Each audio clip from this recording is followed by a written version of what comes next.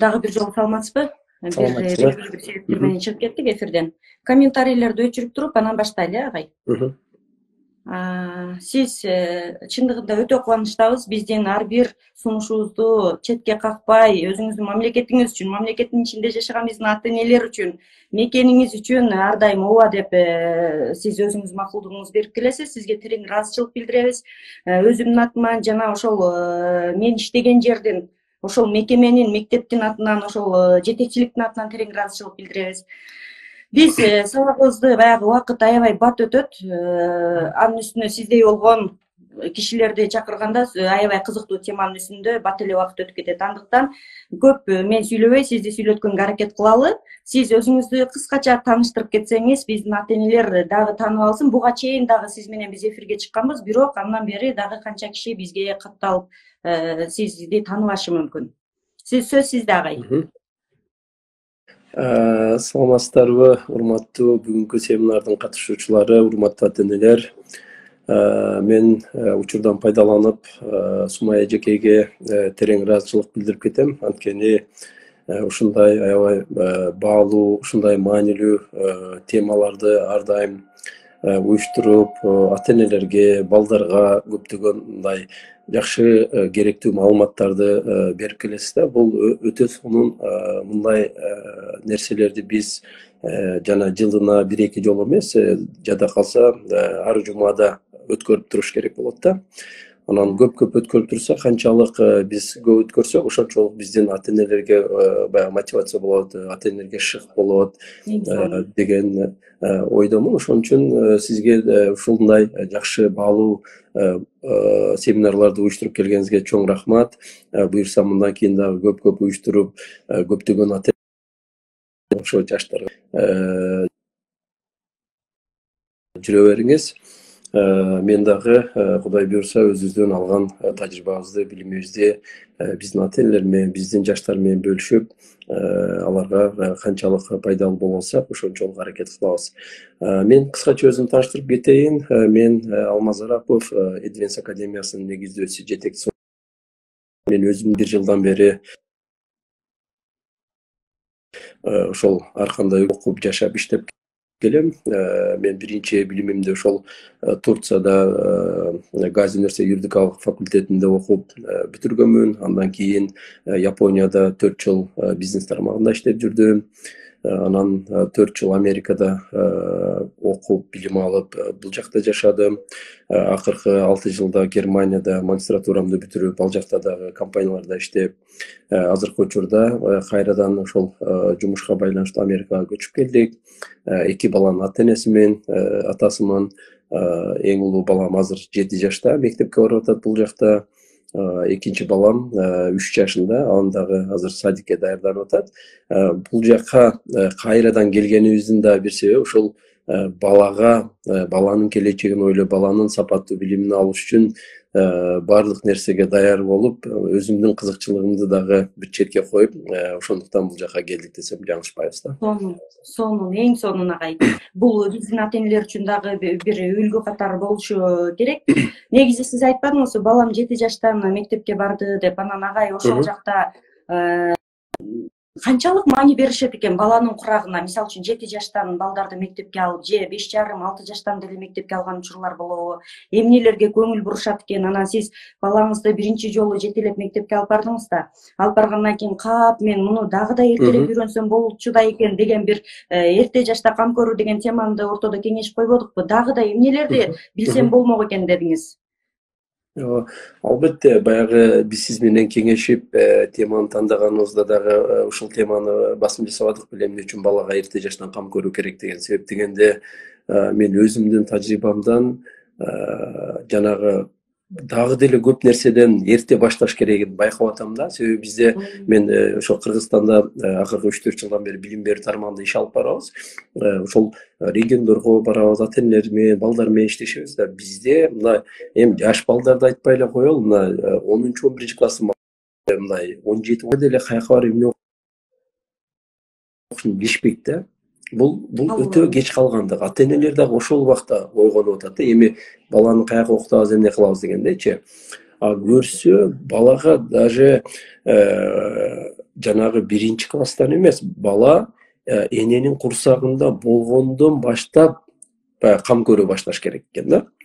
Себеби баягы албетте баягы жанагы ар бир баланын жаш курагына карап анын баягы акыл эсинин өсүшү, жөндөмдүүлүктөрү ар кандай болот. Бирок ошого карабастан баланын ошол баягы келечекте максаты, планы биз ата эне катары ар бир ата эненин максат милдети ошол балам келечекте баягы ийгиликтүү болсо, билимдүү болсо, ыймандуу болсо, эл жерине кызмат кылса деген максат ниеттери болот да. Албетте ал жакшы ошого жетиш үчүн демек биз жанагы 11 классты күтүп отурбастан бала ошол эненин курсагында болгондон баштап кам көрө башташ керек болот экен да. Себеби азыр мен ошол 7 жашында баланы да көп нерсени байкадым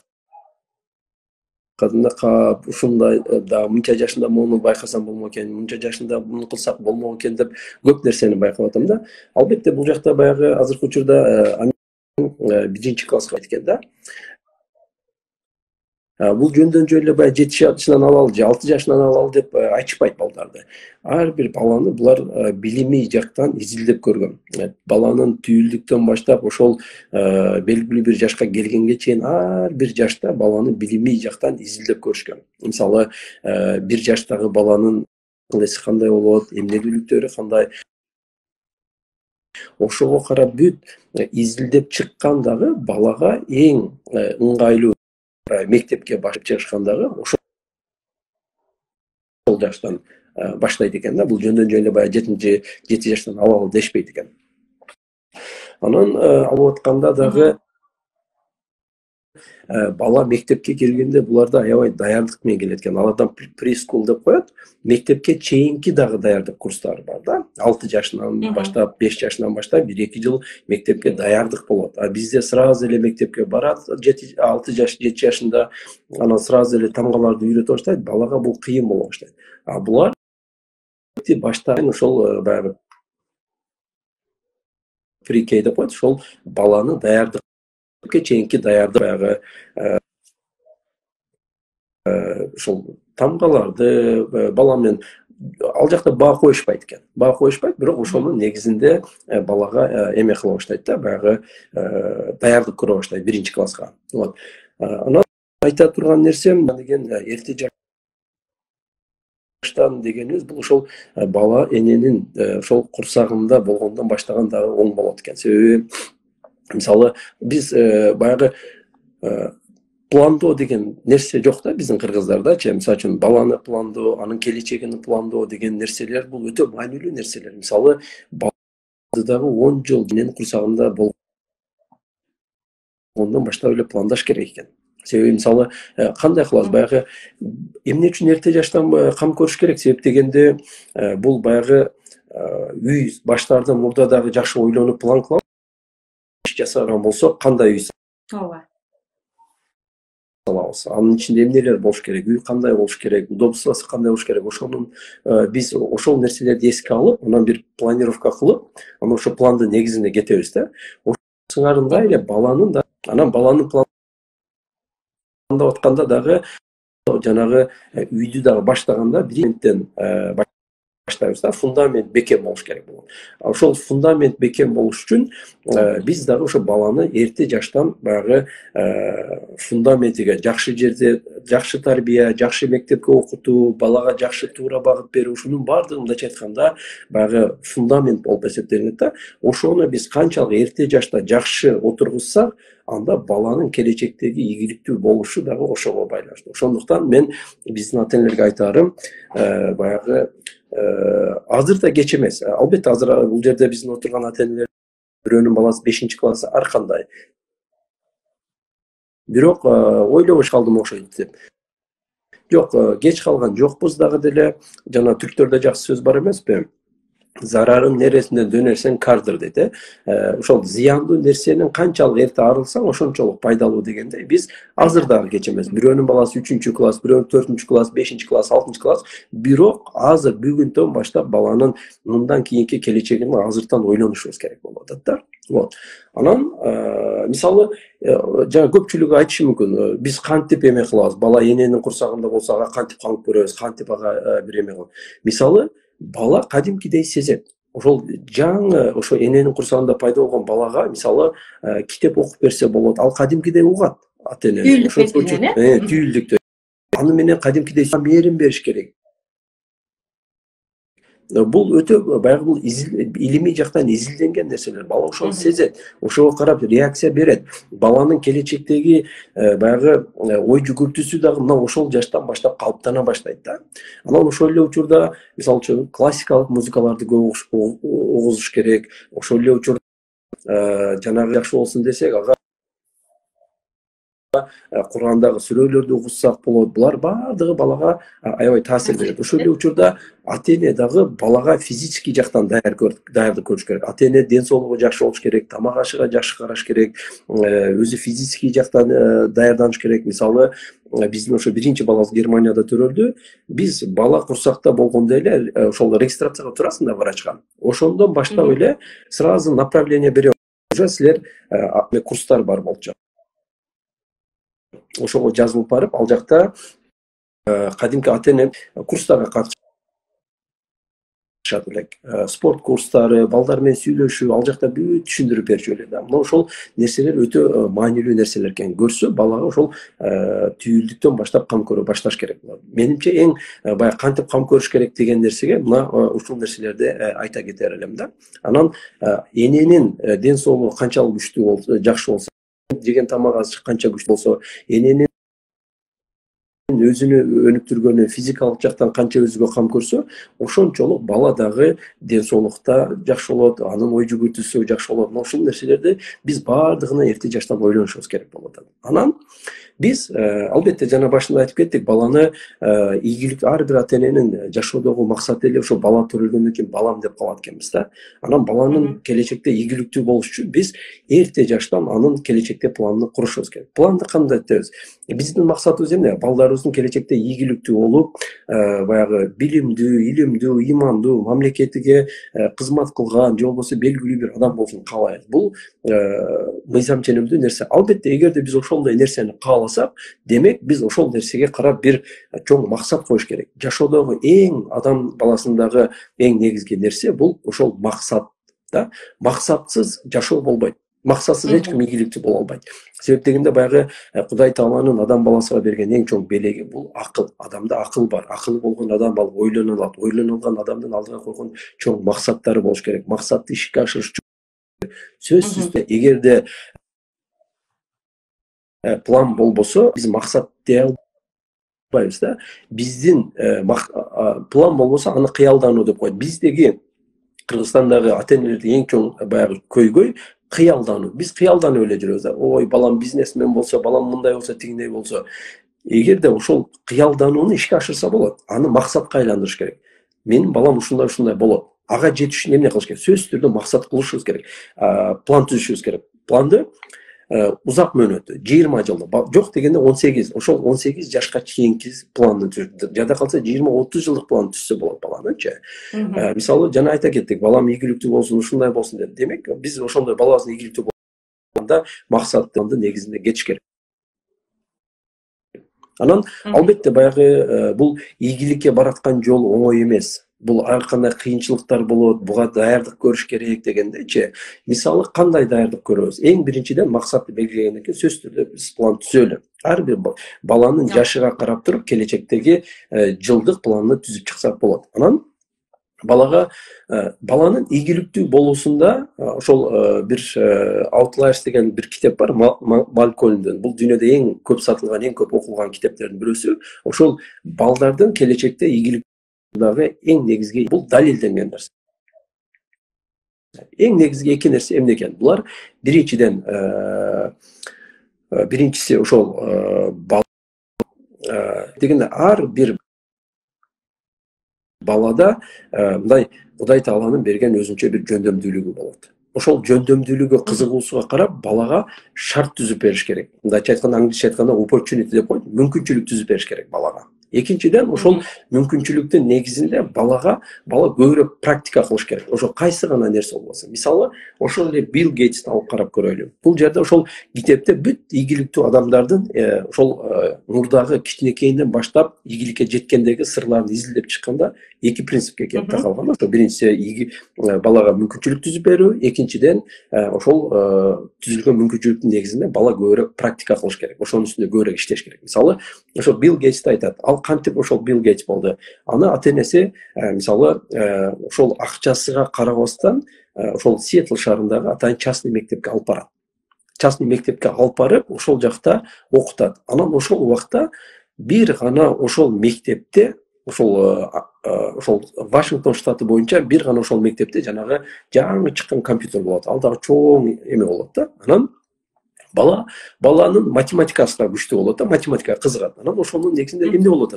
Демек, бала математикага кызыгып атат, балага ата-эне мүмкүнчүлүк түзүп берип атат. Ошол частный мектепке алып барып киргизип атат. Математика, физика боюнча күчтүү мектепке алып барып. Анан киргизгенден кийин ал бала ал жакта ошол компьютерга мындай колдонгонго мүмкүнчүлүк пайда болду да.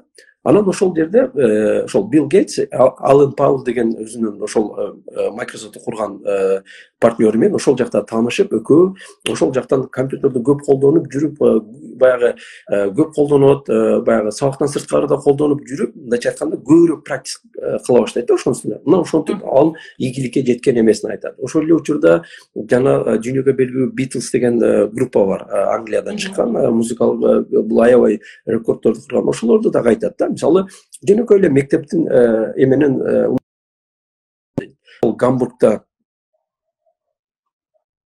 бир ошо ресторан иштеткен киши баягы ар дайым баягы живой музыка менен өзүнүн клиенттерин тартып турчу экен да. Анан бир жаңылаанын үстүндө жүрүп, ошо Англияга барганда ошол бир ресторан ээсинен сурап калат экен. Мен ушундай Германияда ушундай бир кафе иштетем, мен ушундай живой музыка менен клиенттерди тартам, бирок мага жаңылануу керек болуп атат. Кандайдыр бир музыканы ойногон балдар барбы же бир группасы. Анан ошол жерде киши айтат, ушундай бар Beatles'ын балдары, бирок рок деген жаңы музыка чыгып иштеп атат дейт. Калсаң ошолор менен сүйлөшүп көр дейт. Анан жана балдар менен сүйлөшүп айтат, мен силерди жайкы каникулда чакырам, бир аз акча төлөп берем, менин ошол кафемде силер таң аткыча ошол акыркы клиент кеткенге музыка ойноп эме кыласаң, мен бир аз акча төлөп берем. Тиги балдар ойлонуп макулдап, анан Англиядан ошо Германияга келишет. Анан тиги жерден балдар кечки 8ден баштап таңкы 4кө чейин, акыркы клиент кеткенге чейин музыка ойноп турушаттар да. Башында келгенде ал бизде эле жөнөкөй эле көп практика кылган сайын жаңылануу күлтүү болуп атып, биз ошону тандык дейт да. Мындайча айтканда, булардын деле мисалы ошол болуп атат да. Буларга бир мүмкүнчүлүк түзүп, ошол жерде булар көбүнчө күнүгө кечке 8 саат, 10 саат ырдап практика кыла берип, булар ошондой бир профессионалдуулук ийгиликке жетишти да. Мындайча айтканда, ар бир балада өзүнүн бар. Ошол биз ошол мисалы үчүн бир бала футбол жакшы ойнойт, бир бала математикадан күчтүү, бирөө шахмат жакшы ойнойт, бирөө башка бийге дегендечи. Ошол баланы ошол жака алып барып мүмкүнчүлүк киргизиш керек, ага бериш керек да. Ошол нерселер анан балага ийгиликке алып келет да. Вот. Анан сырткары биз балага кандай кам көрөбүз? Балага ошол келечегин биз айттык. Мисалы, бирөө айтат, мен баламды Америкада Стэнфорд университетинде окуткум келет. Мисалы үчүн мен балам кыйын. Ошол балам бизнести жакшы билет, ошол Гарвард университетиге барып бизнести окусун деп максат койсо, ага кандай даярдык көрөт? Биринчиден, эгерде жакшы ийгиликке жетиш үчүн баланы кичинекей кезинен жакшы жакка бериш керек. Мисалы, жана жакшы мектепке, жакшы мугалимдерге, жакшы менторлор менен иштеш керек. Ошол эле учурда финанс жактан даярдык көрө башташ керек. Мисалы үчүн биздеги эң чоң маселе ата-энелерде баягы мамлекеттин экономикасы начар болгон үчүн финанска келип такалат да. Акча жок, акча жок. Акча жок эмес, акчаны туура пайдалануу деген нерсе бар. Мисалы, эмне үчүн акча жок дейбиз, бирок той өткөрсөк, тууганыбыз бир тууганыбыз ата-энебиз да, каттагы же болбосо барабыз да, уят болот. Намыс үчүн. Бирок эмне үчүн ошол нерсени балабыз кыла албайбыз? Бул сенин балаң. Токтотуп туруп, азыр баланын келечегин ойлош керек болуп атат да. Биз балага биринчи көңүл бурушубуз керек. Балага мисалы Германияда, Япондордо мен ушул нерсени көрдүм. Балага төрөлгөндөн баштап эле банктан барып шот ачып коет. Анан ошол шотко 18 чейин акча салып турат. Бул мисалы азыр мен да жасап атам ошол нерсе. Баланы төрөлгөндөн баштап эле барып банкка барсаңыз, өзүнчө шот ачып берет. Ошол шотко аз да болсо акча сала бериш керек. Мисалы үчүн баарыбыз айлык алабыз. Мисалы үчүн жок 30 000 болсо арттырып коюш керек. ооба.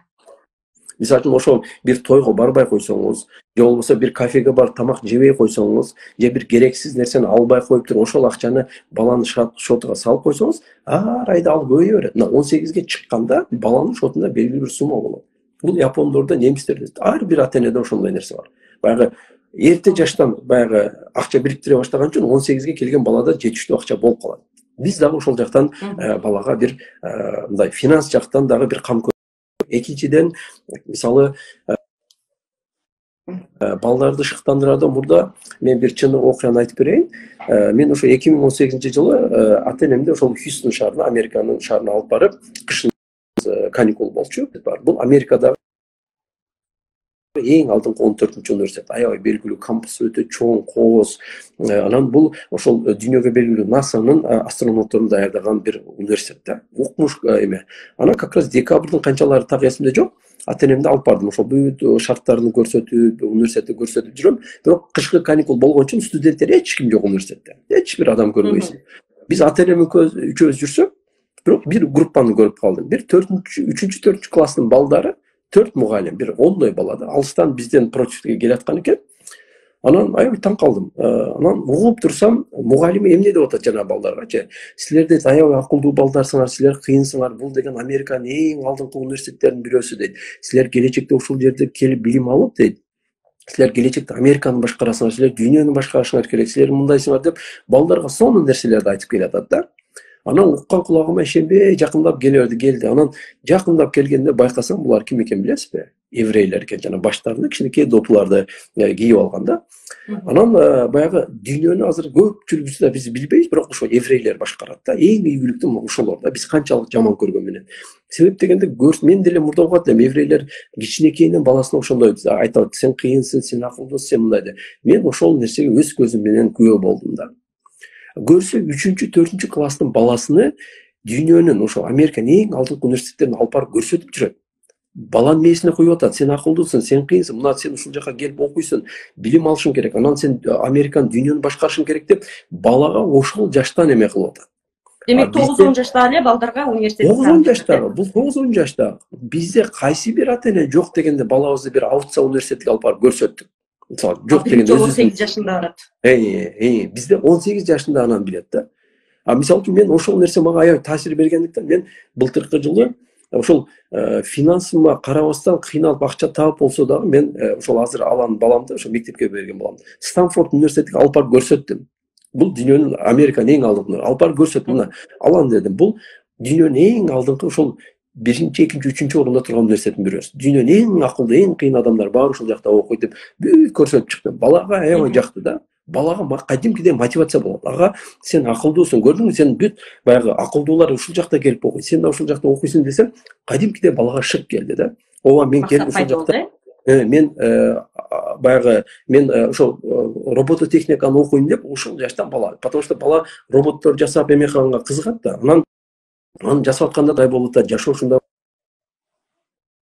Биз роботтор менен жасайбыз, роботтор мындай нерсени кыла алат деген сайын балада кызыгуу болуп, ошол мен ошол робототехниканы окуйм деп, мына 6 жашындагы бала уже билип атат да. Каяк мына 6 жашындагы бала азыр Стэнфордко барып окуйм дейт, робототехниканы окуйм дейт, билет да эмне окушуну. Бул биздеги кыргыздын эмесинде. Буларда немистерде да ушундай. Кичинекейинен Япондордо да баласыны кичинекейинен уже кайсыл өлкөгө барып, кайсы университетте эмне окушун билишеттер да. Вот биз ушуга барышыбыз керек болуп атат. Баягы азыр жок балада пайда болуп уже аракет кыла баштады да. Бул өтө маанилүү нерселер. Анан дагы кам көрө турган нерсе, балага кичинекей кезинен биз баягы өзүнө ишеним көпчүлүк шилтеп же болбосо урушуп коебуз да.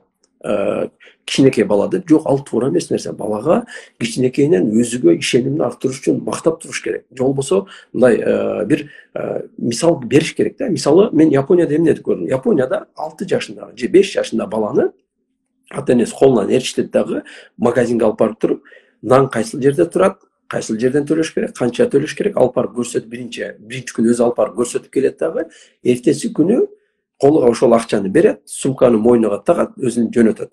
Бирок жөнөткөндө эми жалгыз жөнөтүп коет, аркасынан өзү акырын карап турат. Бирок бала аны билбейт да. Бала ошол магазинге барып, нанды алып, акчасын төлөп үйгө алып келет. Анан келгенден кийин баланы аябай мактайт. Мына көрдүңбү, сен кыйынсың, мына сен өзүң эле барып баягы нанды алып келдиң десе, бала ушунчалык өзүгө ишенич пайда. Демек, мен кыла алат экем деген балада кичинекейинен өзүгө бир ишенүү пайда болот экен да. Демек, жасаган жумушу боюнча макташ керек, Бизде жасаган жумуш эмес, жөн гана анын бою узундугу же болбосо сулуулугу боюнча мактоо болуп калат го. Жасаган жумушу боюнча мактаса, өзүнө болгон ишеним жогорулайт. Ошону биз өзүбүз көрсөтүп беришибиз керек болуп атат да, бирдеме. Биз баардыгын өзүбүз кылып беребиз да. Мисалы, өзү кылып берген нерседе бала слабый болуп калат экен. Биз көпчүлүк учурда баягы баланы эркелетип, кой, бул кичинекей кулап калат, тигиндей болуп калат, мындай. Нет, баланы эркен коюш керек. Баланы эркен койгондо гана ал мындай күчтүү болуп чыгат да. Анын ой жүгүртүүсүнө бала менен кадимкидей чоң кишидей эле сүйлөшүш керек. Алардын ой жүгүртүүсү аябай чоң болот. Мисалы, билесизби, например, 4-5 жашындагы бала 4 тилде эркин сүйлөй алат экен. Кадимкидей эркиндей сүйлөй алат. Биз бала кыйналып кетет, жаш баланы эмнеге кыйнайсың деп баягы уруша берет да, чоң ата чоң баларчы. Эрте жашынан баланы эмнеге кыйнайсың? Жок, ошол башта баланын мээси баягы аябай ачык, бардык нерсени бат кабыл алат да. Ошол үчүн балага көп үйрөтө бериш керек. Тилди болсун, башка нерсени. Анан мисалы, баягы баланын ой жүгүртүүсүн кантип өстүрүш керек. Баланын ой жүгүртүүсү боюнча, мисалы, азыр биз кече баланы ошо 7 жашында мектепке бердим. Таң калдым. Эжекей айтты, бир кагазын жөнөттү. 1 айда 20 китеп окуйбуз дейт. 1 айда 20 китеп. Бул деген 1 жылда 10 айда алсак 240 китеп окушубуз керек экен. 1 жылда элестетиңиз. Биз 1 жылга 20 китеп коюп атабыз агай. Биз ата-энелер баягы жылга 15 ата-энелер көппүз да. Анан мен ойлонуп көрдүм да, мындай караганда, бул мүмкүн эмес го 20 китеп десем, жок, атайын буларда карасам 1-класста китептер болот экен. Анан ошо баланын ой жүгүртүүсүгө карап, булар жана айтпадымбы, баланын ар бир жашта изилденип чыккан да. 1-классынан 7 жаштагы балага кандай нерселер бериш керек, эмнелерди кабыл алат. Ошого жараша китептер жазылып чыккан. Сонун китептер бар. Ал мындай 10 барактуу китепти биз 20 мүнөттө окуп коебуз. Отуруп окуп, аны талдап, сурап эме кылып, көп болсо жарым саат убактыбыз кетет. Анан албетте 7 жашындагы бала эми тамканы үйрөнүп атат, бирок ал жерде ошол ата-эне окуп бергиле деп атат да бизде. Ата-эне окуса бала кызыгуу пайда болот, анан барып баягы тамканы үйрөнгөн сайын бала өзү китеп окуй баштайт. Биз барып, мисалы, азыр кече мындай ошол 20 китепти заказ бердик. Мектептердин китептан алып келди. Күнүгө азыр отуруп алып, мектептен келгенде мен өзүм окуп берем. Окуганда жөн эле эмес, ага түшүндүрүп, анын ичинде жаңы сөздөр болот, жаңы сөздөрдү жаттап атабыз. Анан окуп бүткөндөн кийин балага кадимкидей суроолорду сурайм. Китеп кандай? Анан китепти окуп бүткөндөн кийин да мындай таблицасы бар. Мугалими айтат, кандай китеп сага жактыбы же жакпадыбы, орто жактыбы, ар бирин белгилеп коебуз. Мага аябай жаккан болсо, мына смайлик болот, ошону белгилеп коебуз. Өтө жакпаса, деп өзү баягы смайликтер бар, ошого карап эмелерди коюп койгон да. Анан датасын жазабыз, китептин атын жазабыз. Планыбыз, 1 айдагы уже пландын китептин таблицасы бар бизде. Китептин аты, автору, кайсы күнү окудук, жазып кетип атабыз. Анан жакты, жакпады деп эме кылып атабыз да. Мисалы үчүн балада уже китепке окууга кызыгуу пайда болду. Мен мындай аябай мындай жакшы нерсе экен да. Баягы 20 китеп окумак болмок деген жок, жарым эле саат менен кичинекей китеп. Баланын 1-класстын атайын китептери бар. Ошону окуп берсек, мына элестетиңиз. 1 жылда 240 китеп окуган бала кандай өзгөрүү болот, кандай ой жүгүртүү болот ал баладачы. Анын баягы кыялдануу, анын ой жүгүртүүсү такыр башкача боло баштайт экен да. Мен бул нерсени баладан байкап атам. Агай, карасаңыз. Ооба. Бул азыр сиз унутуп кала электе мен суроону берип кетейин да. Азыр эстеп калып ушул жерден улантабыз 20 китеп боюнчачы. Ал жакта деле биздин ата-энелердей болуп эле силер иштейсиңер да.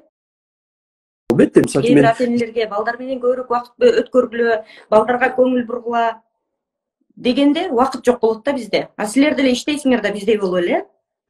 Убакыт таап атабыз. Ошону да иштейбиз. бир айтып кетсеңиз.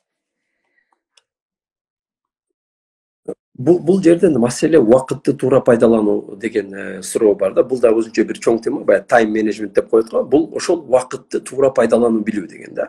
Мисалы үчүн убакыт жок эмес, убакыт бар. Убакытты туура пайдалана албай жатабыз да.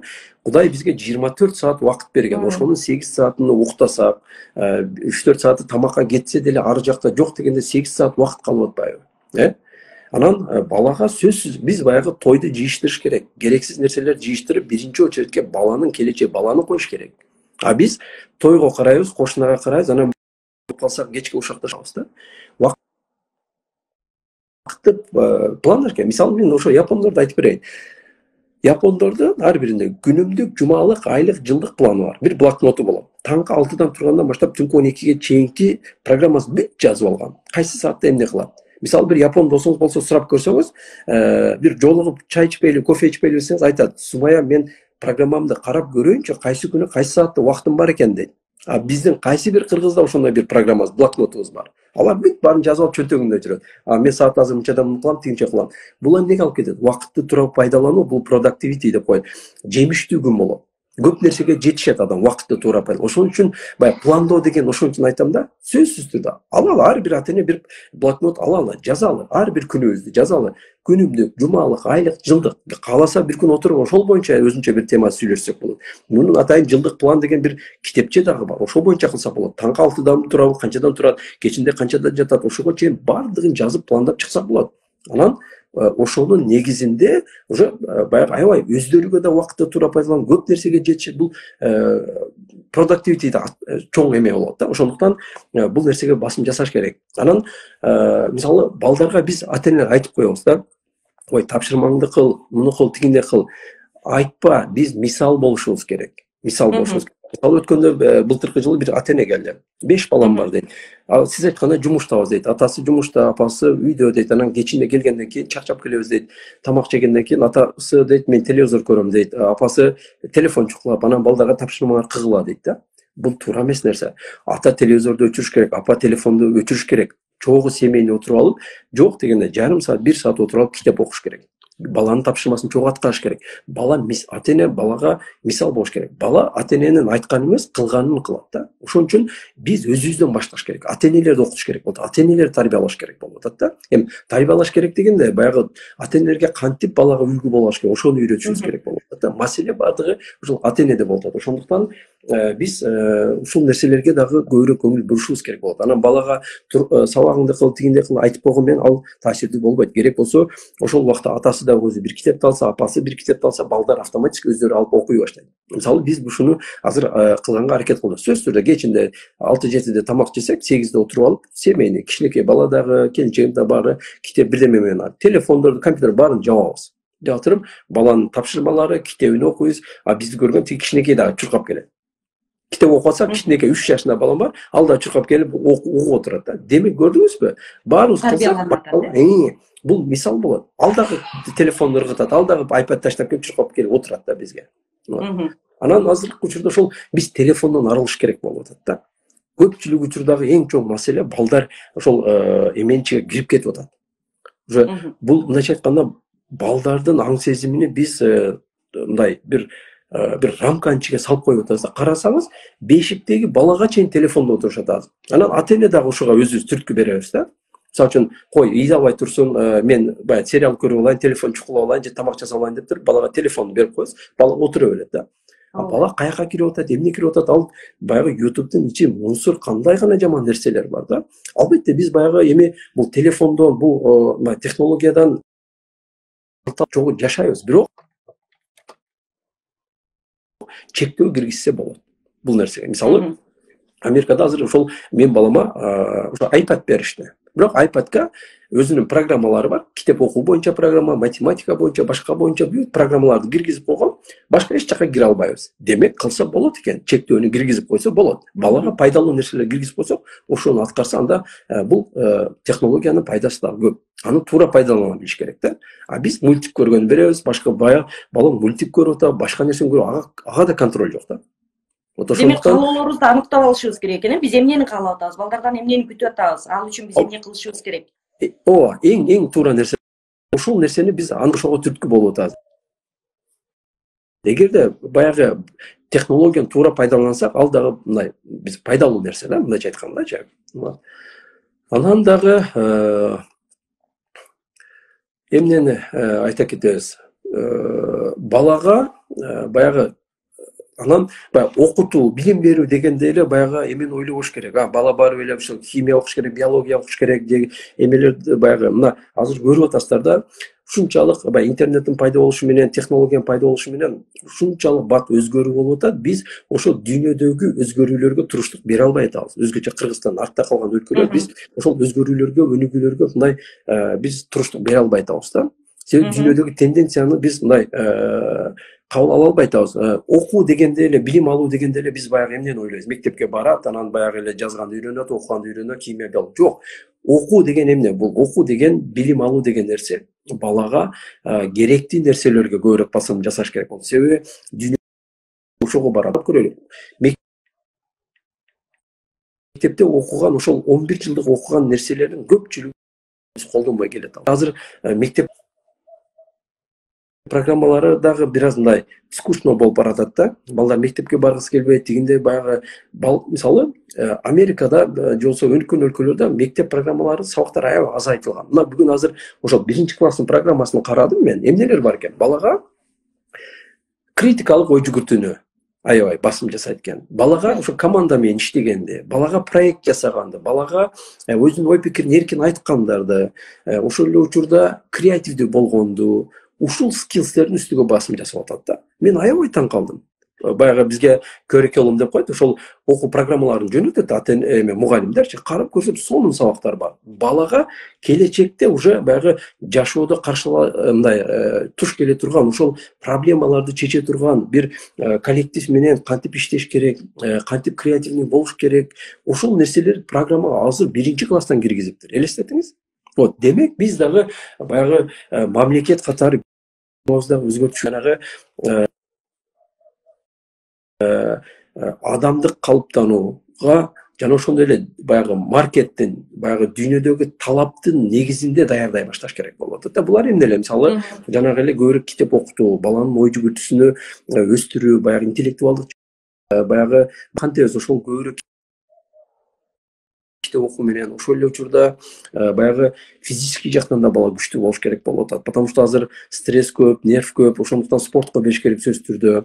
Бул дагы аябай жардам берет дегендейчи. Мунун эмелери эрте жаштан бул бардык балдарга ушул нерселерди беришибиз керек. Анан дагы бир бизде айта кетчү нерсе мээрим.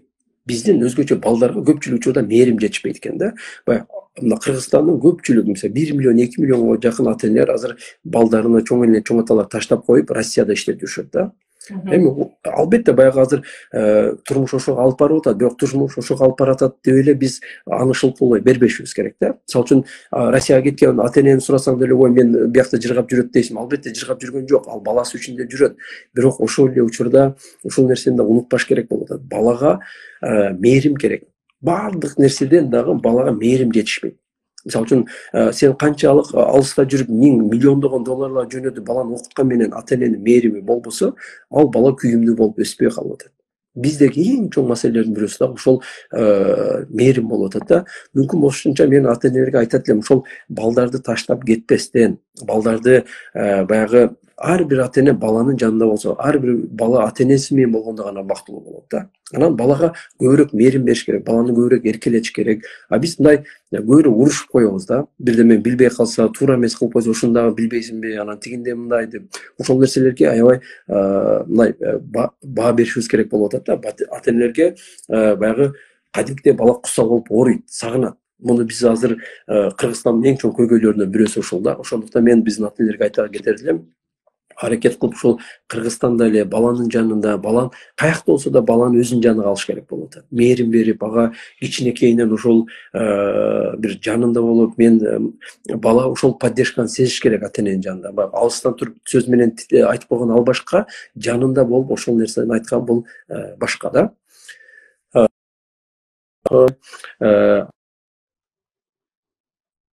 Анан өзгөчө баягы биз айтып атпайбызбы, рол модел деп коет. Ар бир бала өзүнүн ата энесин баягы рол модел катары көрөт, мисал катары алат да. Ошондуктан биз ар бир сүйлөгөн сөзүбүз, кылган жумушубуз, баскан турганыбызга аябай кылдаттык мамиле жасашыбыз керек. Себеп дегенде бала бизден эмнени көрсө, баягы айтат го кыргыздар, бала уядан эмнени көрсө ошондой болот деп. Ошол чын нерсе да. Биз ошон үчүн мисалы үчүн ата эне баланын көзүнчө урушпаш керек. Ошол эле учурда жанагы ата эне баланын көзүнчө тамеки чекпеш керек, арак ичпеш керек. Мисалы бизде байкаңыз, конок чакырабыз да. Конокту чакырып алып, анан тиякта арак куюп алып, бакашак болуп, тост сүйлөп коюп ичип отурабыз да. Ушунун баары балага өзүнүн баягы терс таасирин тийгизет. Бала көрүп бул жөнөкөй эле нерсе турбайбы, арак ичсе болот турбайбы, булар ушул деп куттуктаса болот турбайбы деп балага биз өзүбүз туура эмес мисал болуп берип атабыз да. Ошондуктан үй бүлөдө ар кандай баланы жетсе болот. Айтканда биз ар бир ата эне катары өтө чоң жоопкерчилик бар да. Балдардын келечеги, балдарга биз ошол рол модел, үлгү боло алышыбыз керек. Азыркы учурда тилекке каршы бизде 90% ата энелер балдарга өзүбүз үлгү боло албайт атабыз да. Үлгү боло албайт атабыз. Балдарга багып бере албайт атабыз. Ооба. Биз деген жашоону өзүбүз эле тоталдаштырып ала турбайбызбы анда бала тарбиясын деле? Бул жеңил эле болгон жерде өзүбүз тоталдаштырып. Мисалы үчүн сиз айтып атпайсызбы, мээрим деп. Мээрим негизи бул жараткан тарабынан берилген, бизге акысыз берилген сезим да. Анан ошону убагында бере турган болсок, анан акча коротуп, психологко бар, анан дагы кимге бар эмес, ал ошол учурда эле чечиле турган маселе турбайбы? Анан биз аны деген ошол мезгилде бербей эле, баягы бала мээримди албай калып, эми дальше мага керек эмесин деген сезимди берип атканда келип кучактагыбыз келет экен да. Мен иштеп келдим, бутка турдум, кел эми балам мага кел дегенде, бала ошол учурда өзүн түртүп калат экен да. Демек биз бардык нерсе эң жөнөкөй талдаштырып алган учурлар көп болот турбайбы? Ооба, биз эң туура айтканы өзүбүз татаалдаштырып атабыз да. Негизи жашоо оңой эле. Бирок ар бир нерсенин өз убагында биз көңүл бурбай калып атабыз да. Мисалы, бүгүн эле мен ошол эмеден интернеттен бир кыздын ошол интервью бергенин көрүп калдым да. Кыз аябай ийгилик мындай көп мындай проблемаларын айтып берди да. Атасы эрте жашта таштап кетип калыптыр. Апасы деле жанагы ошол багам деп биринчи класска киргизип коюп, ошол боюнча Россияга кетип, ошол боюнча жок дейт да. Анан менде апама болгон эме өчүп калган дейт да. Бир апам экен, бир мындай, бирок мен дагы каалачумун башка балдарды көрүп, мындай башка балдарды көрүп, жанагындай менин да апам жанымда болсо экен, эркелесем экен, апам мени эркелетсе экен деп аябай эңсечүмүн дейт да.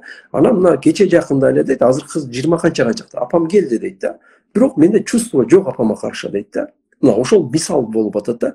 Баягы айтып атпайбызбы, ар бир баланын белгилүү бир жашта ошол ой жүгүртүүсү, жанагы калыптануу процесстери бар да. Ошону жакшы билишибиз керек болуп атат да. Кайсы жашта балага кайсы нерсени берип калыш керек. Ошону жакшы билсек, биз анда балага туура нерсе багыт берип, туура нерсени, баягы эрте жаштан балага кам көрүү деген нерсе ошол экен да. Изилденишибиз керек. Мына интернетте бардык нерсе бар. 1 жаштан 3 жашка чейинки бала эмнени кыла алат, эмнелерди бериш керек. 3 жаштан 6 жашка чейинки баланын жөндөмдүүлүктөрү кандай, ага эмнелерди бериш керек. 18 жашка чейин баланын бүт бардык нерсеси илимий жактан изилденген.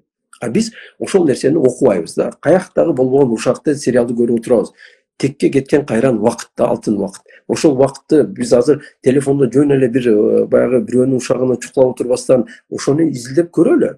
Мен 3 жашында балам. 3 жаштагы баланын ой жүгүртүүсү кандай, калыптануусу кандай изилдейт. Google деген нерсе бар. Бардык информация бар. Баягы билимий жактан изилденип, материалдар даяр да. Болгону колдоно билиш керек. Биз эмне кылабыз? Жок, жүрө сиз айтканда, анан чоңойгондо сиз айткандай, ой баламды эркелеткенге калабыз, бирок ал балада уже чувство жок болуп калат ата энеге каршы. Анан баягы проблемалар башталат. Анан психолог алып барабыз тигиге. Ошонун баары ошол убагында эрте жашта балага кам көрбөгөндүктөн келип чыгып атат да. Азыр бул жакта көп ата энелер ошону сезип аткан болуш керек. Бирок азыр дагы кеч эмес. Анан албетте баягы эми мындай маселе дагы болуп атат да. Баягы жанагы эми ата эне өзү дагы ошол баягы мүмкүн мурдагы өзүнүн ата энесинен ошол нерсени алган эмес, ата эне өзү дагы баягы ошо балага бере турган бир билими же болбосо ошол нерселерди билбеген үчүн ал дагы баласына бере албай жүргөн да биздеги маселелер. Мен ата энелерге айтарым, андыктан эмне кылыш керек? Мисалы үчүн сиз сыяктуу психологдор менен эрте жашта иштеш керек. Ар бир ата эненин баланы сөзсүз түрдө баягы ментор деп коет, ошо ийгиликке баланын жетелеген жол көрсөткөн бир, мисалы үчүн атайын эмелер бар. Мисалы Америкада, Европада ошо ментор деп коет. Ментор бир гана баягы ата энеде же балага керек эмес, ар бирибизге. Мисалы үчүн мен өзүмдүн дагы менторум бар. Менден кыйын болгон адамдар бар, менден ийгиликтүү болгон адамдар бар. Мен дагы кээде такалып калам, мен дагы билбей калган жерлерим бар. Ошондой учурда мен ошол өзүмдүн ошо менторума байлашып, мен ушундай болуп атам, кандай детелеңиз? Ал баягы тажрыйбасы бар да. Мисалы үчүн ар бир адамдын башынан эмелер өткөн. Ал киши айтат, Алмаз, менде мондой болгон, бул нерсени мындай кылып чечсең болот деп. Ошон үчүн мен азыр ата энелерге айтар элем, сөзсүз түрдө баланын кичинекей кезинен мүмкүн баягы сиздин азыр билимиңиз жетишсиз, сиздин баягы тарбия бергенге баягы мындай опытыңыз жок болушу мүмкүн да ата эненинчи, бирок бул уят эмес. Эч качан уят эмес. Андан тартынбаңыз. Баягы билбеген уят эмес, үйлөнбөгөн уят деп коет да. Ошондуктан эч тартынбастан өзүңүз баягы балага багыт бере албайсаңыз, өзүңүз балага тарбия бере албайсаңыз, сөзсүз түрдө ошол жаштан барып эле мына бизде азыр жакшы психологдор пайда боло баштады. Сиз сыяктуу дагы мен тааныган жакшы психологдор бар, менторлор пайда болуп атат. Мисалы үчүн ошолорго барып кеңешип, эмне кылабыз? Эжеке, мына мен келдим, балам эме мынча жашында, мен баламдын келечекте ийгиликтүү болуп, жакшы жерлерде болушун каалайм. Эмне кылышыбыз керек? Мага жол көрсөтүңүз. Бул уят эмес. Барып ошол психолог менен, ошол ментор менен отуруп, кеңешип, ошол баланын келечекте планын түзүп, ар дайым ошолор менен чогуу иштеш керек. Бизде мурда изилдебеген уят, изилдебеген биздеги эме калыптанып калган нерсе бар да. Мурда психолог десе билесиз да, баягы булар псих болуп калганбы деп ойлойт деп бизде тартынуу болуп психологдорго барбай жүргөн да. Жок, бул мисалы Америкада, Европада кичине үй бүлөдө кичинекей проблема чыкса сөзсүз түрдө барып кеңешишет, ошондон кеңеш алышат. Бизде андай эмес болуп атат да. Ошондуктан мен ата энелерге айтарым, сөзсүз түрдө ошол сиз сыяктуу, биз сыяктуу менторлорго, психологдорго барып ошолор менен кеңешип, план түзүп, ошонун негизинде ишке алып барса болот. Бул жакшы нерсе да. Ага эч качан мындай тартынбаш керек, алар менен чогуу иштеш керек болуп атат. Себеп дегенде билим, тажрыйба бул өтө маанилүү нерселер да. Ооба. Сиздин айтканыңыз жагат. Мисалы үчүн айтып атпайсызбы, менин балам азыр 7 жашта 1-класска барды деп. Мага аябай жакканы баягы критикалык ой жүгүртүү, анан мисалы азыр биздин балдар деген социалдашуудан аябай эле артта калып атпайбы? Кечке бардык эле телефондо отуруш керек, өз алдынча ойнош керек, анан өз алдынча үйдө калыш керек. Мисалы биз бала кезде сиз менен тең курак болсок керек, баягы бала кезде ата энебизди ээрчишүүбүз да, мен да барайынчы, анан бизди чаңыртып эле таштап кетчү да. Учурда деген ата эне конокко баратып баласын алып барайын десе, балдар мен барбайм, мен үйдө калайынчы деп үйдө жалгыз калууну тандаган бир муун менен жашап атабыз да. Чындыгында эле азыр сиздердин ошол программаңыздар мага аябай жакты. Балдарга азыртан 7 жаштан ошол программаны киргизген, бул өтө чоң жетишкендик экен. Демек бул нерсе биздин баягы булга чейинки сабакта да айтканбыз да, Европанын батыш өлкөлөрүнүн биз ала турган жагын албай эле алчу жагын мындай эме кылбайт экенбиз да. Мисалы үчүн жыртык шымдарды кийип алып, анан ачык кийимдер кийгенибиз ал норма экен да, тарбиялоодо алардыкы сонун экен деп ушундай жакшы нерсени айтканда, ал жерде деген ой жок. Европанын балдары, Европанын тарбиясын айтпаңыз деген учурлар көп болгон. Анан мен айтам да, Европанын балдары эмне үчүн сүйүүгө муктаж болуш керек да, Кыргыздын балдары сүйүүгө муктаж болбош керек дейм да.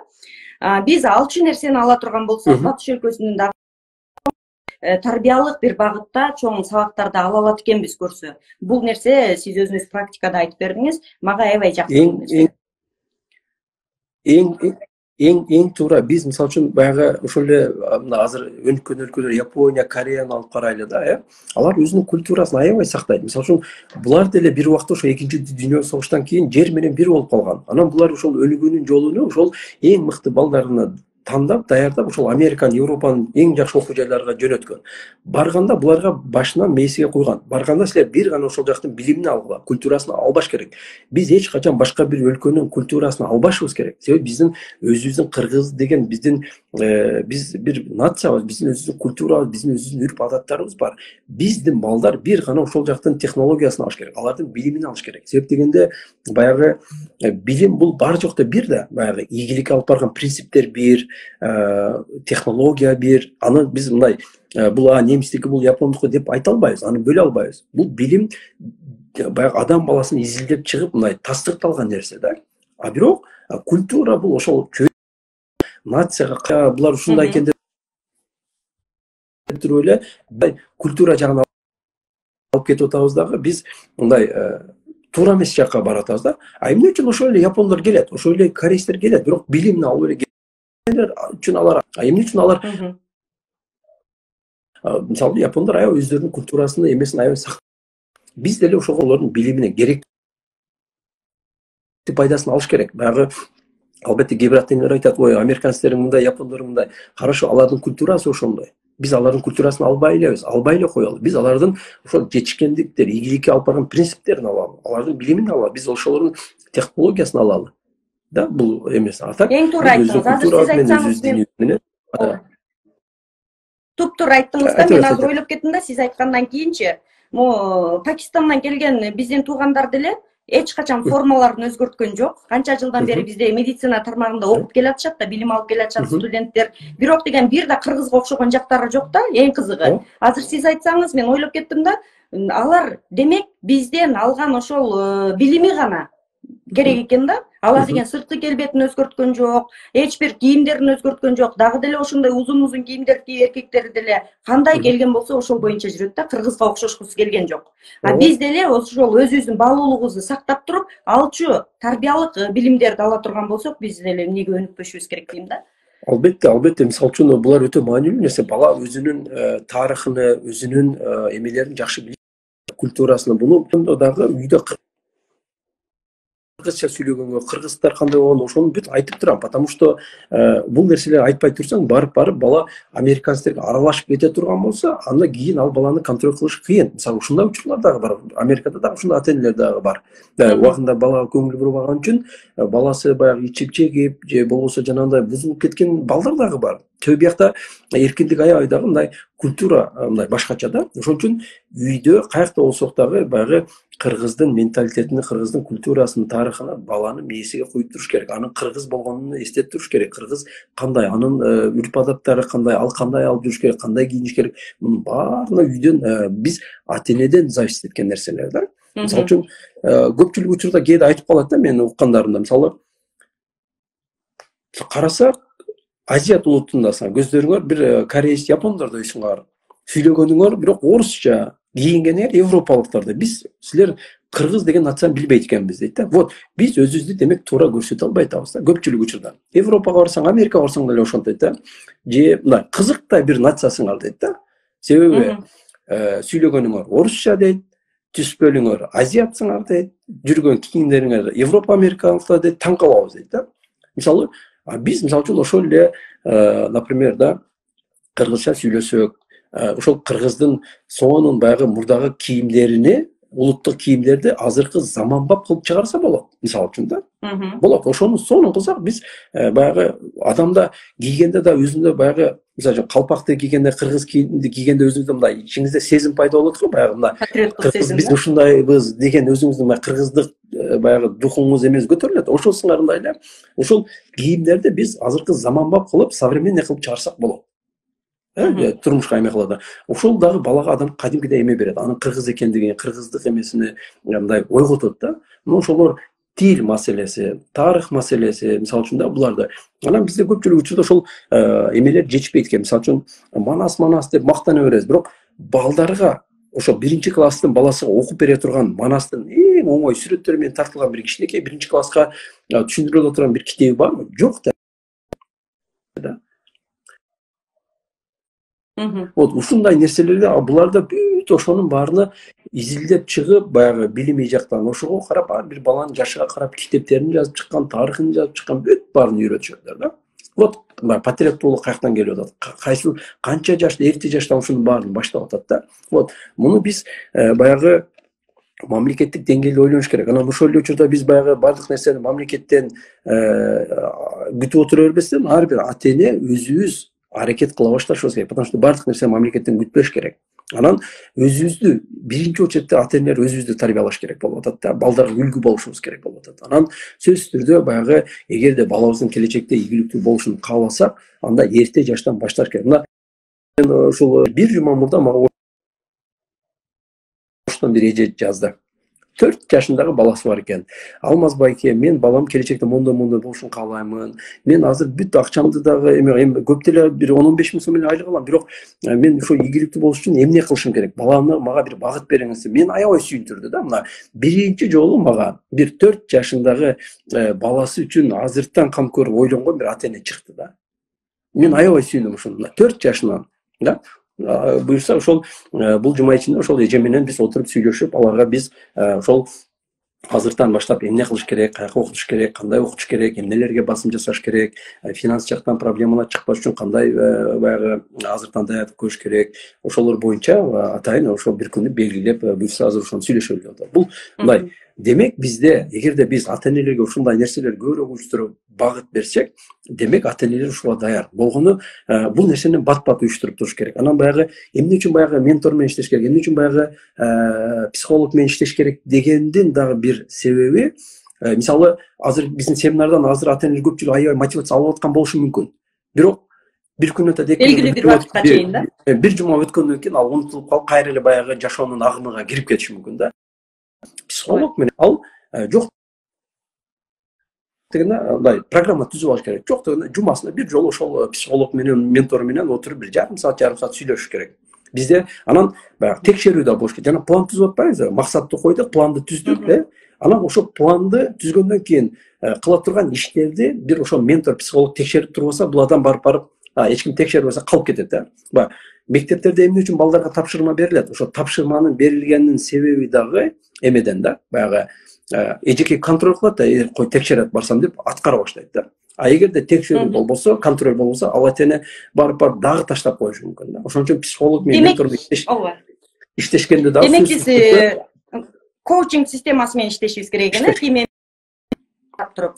Биз сизге сөз бергенде эле агай, сиз Америкада жаңы таң атып атса деле бизге ушинтип отуруп бергениңизге рахмат. 1 саат болуп калыптыр. 1 саат сурандык эле, дагы жарым саатын коштук суроо жоопко. Азыр мындай кылсак агай. Негизи жыйынтыктай турган болсок, демек эрте жашта эмнелерге көңүл бурушубуз керек экен? Сиз айттыңыз, анан эң алгач ата эне болгонго даяр болуш керек экен, Ата эне изилдениш керек экен, курак психологиясын мыкты деңгээлде билиш керек экен. Кызды жыйынтыктап атып бул нерселерди бышыктадык. Анан мисалы сиз менен эфирге чыкканда былтыр ошондон кийин аябай көп ата эне мага жазып атты да, ошол агайдын баракчасын бересизби? Анан көп ата энелерди багыттап аттык, бирок ошол жумушуңуз боюнча дагы биздин ата энелерге бир аз саат 9га чейин 4 мүнөт убактыңыз бар. Маалымат берсеңиз, эмнелерге көңүл буруп, ошол Advance академиясына кантип барыш керек, сиз ошол жердин негиздөөчүсү жана башкаруучусу катары өзүңүздүн ошол академияңыз боюнча ата энелерге маалымат берсеңиз, андан кийин биз суроо жоопко өтөлү. Суроо жоопту урматтуу катышуучулар, биз азыр сүйлөшкөн 1 саат бою сүйлөшкөн темаларды уккан маалыматтар боюнча эмес, баягы силер ала албай калган маалыматтар боюнча суроо берсеңиздер жакшы болот. Анткени суроо аябай көп болот да, кээ бирөөсүнө кайталама жооп болуп калышы мүмкүн. Сиз ошол Advance боюнча айтып берсеңиз агай, биз үчүн да аябай.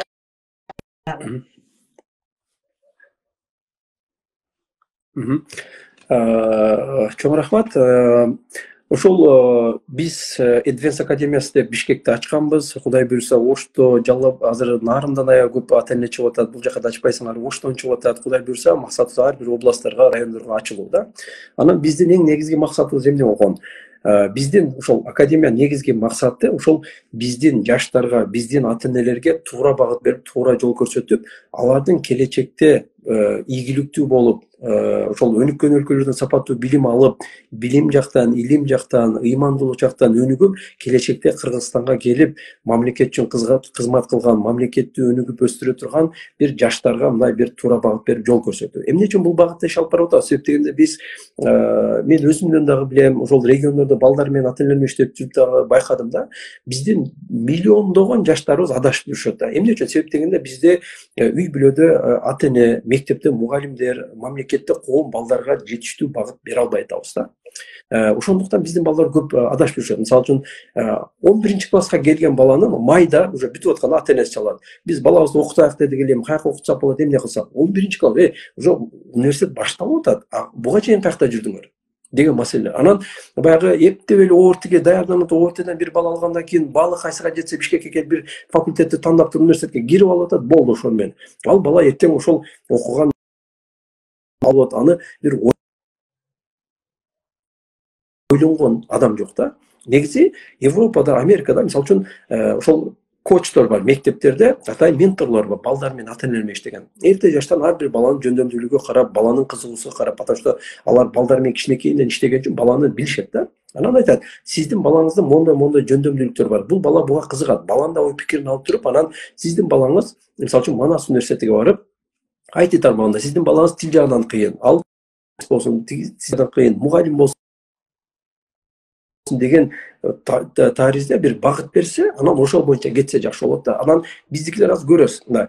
Биз изилдөө жүргүздүк да, 60-70% дагы деле каяка барып эмне окушун билишпейт. Калган 30% дагы окуган билгендер караса дагы деле юрфак, экономфак, международный отношения деп жүрөт да. Айлана Кыргыздан 70-80% юрфакты окуп бүткөн. Мына азыр юрфакты бүткөндөр баары көчөдө жүрөт, диплом үйдө жатат, базарда жүрүшөт да. Азыр ошо кесип тандоодо өтө маанилүү нерсе. Кесипти кандай тандайсыз? Дүйнөдөгү тенденцияны караш керек. Мына 5 жыл, 10 жылдан кайсы кесипти окуса жакшы болот, кайсы кесипти окуса эртең жумушта болот, окуса айлык акысы жакшы болуп туруп, анан ошого карап бир балага туура багыт бериш керек болуп атат да. Ошондуктан мен айтарым, ушундай бир жакшы бир иштеш керек болот. Буга жетише албай атат. Мисалы биз азыр ошол багытта бир акыркы 2-3 жыл ичинде Америкага 160, Европа өлкөлөрүгө бир 40-50, Азия өлкөлөрүгө 10, бир 200дөн көп баланы Америка, Европа өлкөлөрүгө жөнөттүк. Азыр ошол балдардын эң алдыңкылары бүтүп жакшы компанияларга кирип иштей баштады да. Мындай биз ошол жасап аткан ишибиздин ийгиликтерин көрүп атабыз. Бияка келип окуп, бүтүргөндөн кийин чоң компанияларга жумушка кирип, ата энесин алып келип, ошол баягы баласы ошол ата энеси кыялданган ийгиликтерге жетип атат. Биз муну демек биз балдарга ата энелер менен чогуу иштеп туура багыт берсек, демек мунун результатын 5 жылда көрсөк болот экен.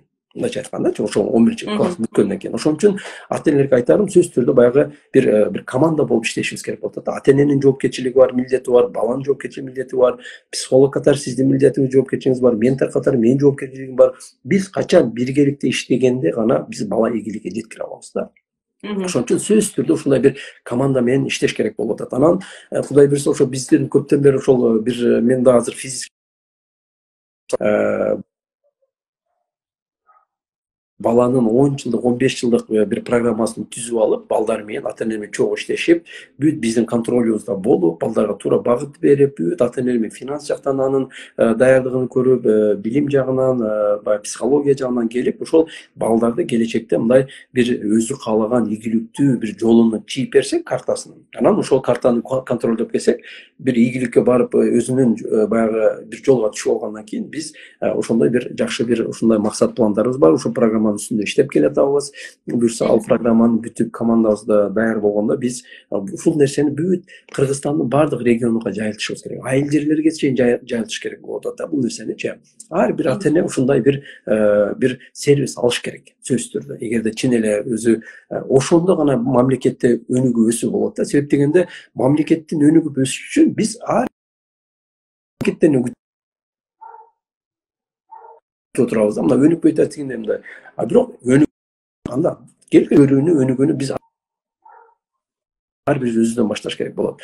Ошондуктан бизде ушундай бир Кудай буйрса ушундай план бар. Азыр ошол программанын үстүндө бир аз иштеп атабыз.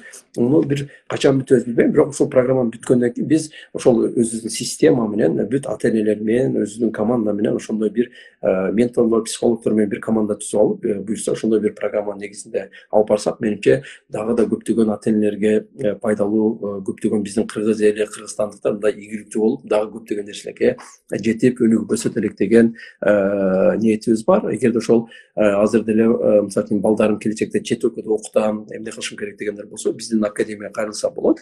Биз колдон келишинче жардам бергенге аракет кылабыз. Анан мен дагы негизи көпчүлүк айтып калат, көпчүлүк учурда мен Кыргызстанга барып эле иштеп атам азыр, барып келип иштейм да. Анан Эмне үчүн бул нерсени келип жасап атам себеп дегенде, мына мен эгер өзүмдүн кызыкчылыгымды ойлосом, чет өлкөдө жүрө берсе болот да. Бирок адам ошол билим алдым,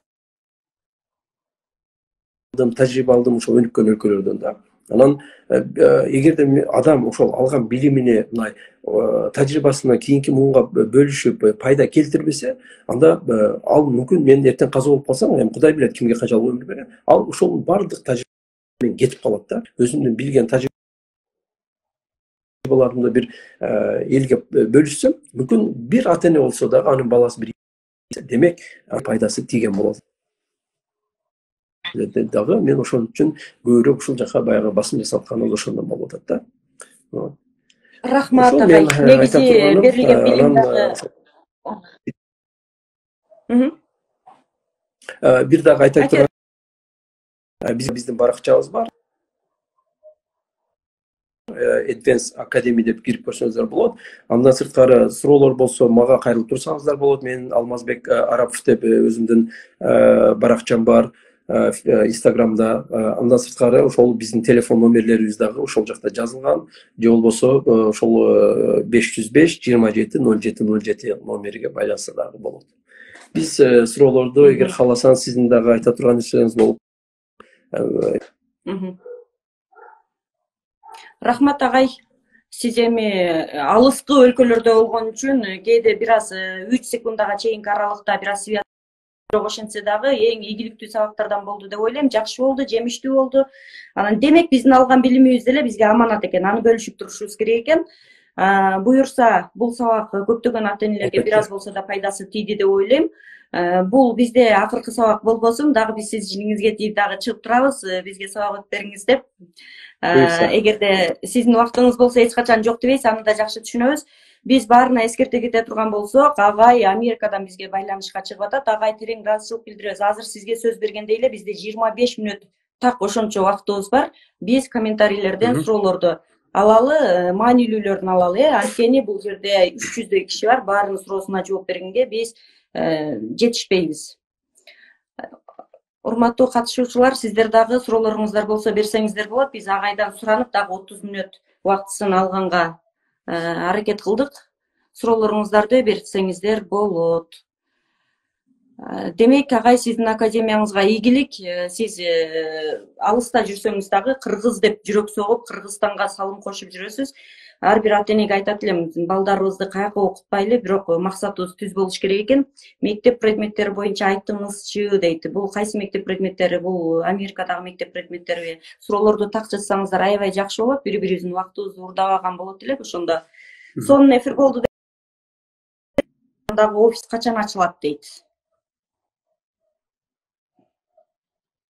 Буюрса ошол азыр биз жаңы бир системабызды түзүп атабыз. Ошол мына жакынкы аралыкта бир ай ичинде буюрса Ошто офисибиз дагы ачылат.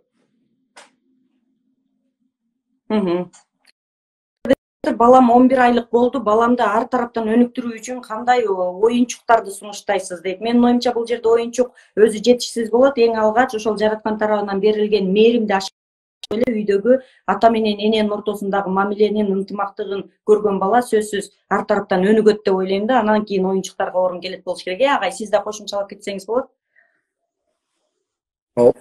Албетте, азыр 11 айлык бала деген эми мындай көп нерсени эми түшүнүп байкап келаткан бала болот дагы. Анан оюнчук болгондо дагы атайын буларга өзүнүн эмелери бар. Мисалы үчүн бизге ошол да кызыктуу нерсе, баягы оюнчук деп айтып калды. Ошо Германияда биздин бала жаңы төрөлгөндө атайын ушул садиктен больницадан эме берди, бир мындай мындай материал, аябай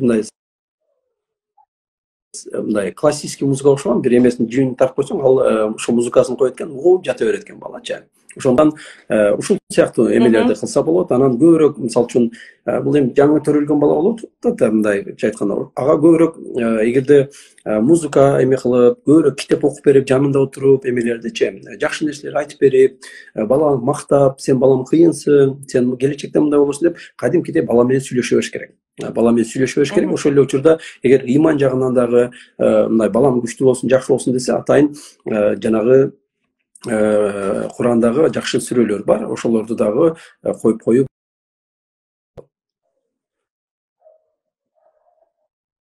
Түшүнүктүү. Агай сизге суроо бериптир да Биз бул суроолор жерде көп болуп Advance кетип атат деп Академиясы жетишип канча албай жаштан атат. кабыл алат деп. Сиз суроолор Ооба. Advance Академиясына канча биз жаштан азыр деген суроо келди.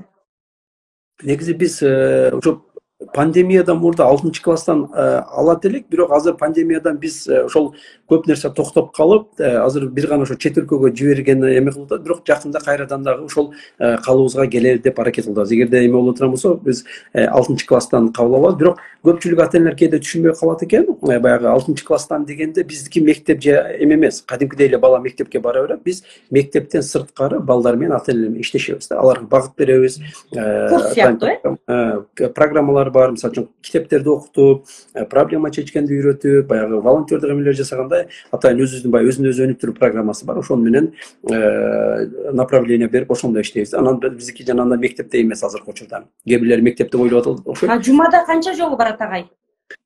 Негизи 3-4 күн болчу. Бирок азыр пока программабызды баштай элек. Биз жаңы офиске көчүп, азыр бир аз биз программаны толуктап өзүбүздүн команда түзгөндөн кийин анан башталат ал программа. Пока азыр качан башталатынын айта албайм, бирок программа негизи ошол балдарга биз көбүнчө баягы жана айта кеткендей эле бизге 6-класстан келет баланын ошо 5 жылдык программасын түзүп атабыз. 11 максат коюп, мисалы үчүн бала каяка барып эмнени окуш керек, анан ошол негизинде 5 жылдык программа түзүп, ошол программанын негизинде иштеп атабыз. Ал өзүн өзү бизнес план жазганды, бизнес кылууну үйрөтүү, public speaking деп элдин алдыга чыгып өзүнүн ой пикирин эркин айта алуу, андан сырткары ошо проблеманы чечүү, презентация жасоо, баягы балага керектүү жөндөмдүүлүктөрдү үйрөткөн мына атайын биз программабыз бар болчу. Ошону менен баланы акырын даярдап, анан ошо 10-11 класска келгенде ошол чет өлкөгө кетиш үчүн ошол англис тили башкалар боюнча даярдап туруп, анан бул бала даяр болгондо биз каалаган өлкөсү Америка, Европа өлкөлөрүгө ошентип мындай жиберип келе атабыз да. Анан бирок ал программабыз жана пандемияда бир аз токтоп калды, баягы эмеге байланыштуу. Бирок Кудай буйрса жакында аны дагы акырындап кайрадан баштатабыз деген пландарыбыз бар. Демек кайра ишке киргенде сиз өзүңүздүн баракчаңызга жана ошол Advance Академиясынын баракчасына жарыялайсыз, ошол жерден ата энелерибиз билип барса болот, Рахмат. Андан кийинки суроо бизде мынтип жазып тур да, ментор кылып сиз менен иштеше турган болсок, байланышсак акылуу дейт, акысы боюнча сураптыр. Кайсы жана консультацияны суроо Сиз айтып атпадыңыз беле, ар дайым ар бир адамдын ментору болуш керек, жол көрсөткөн деп.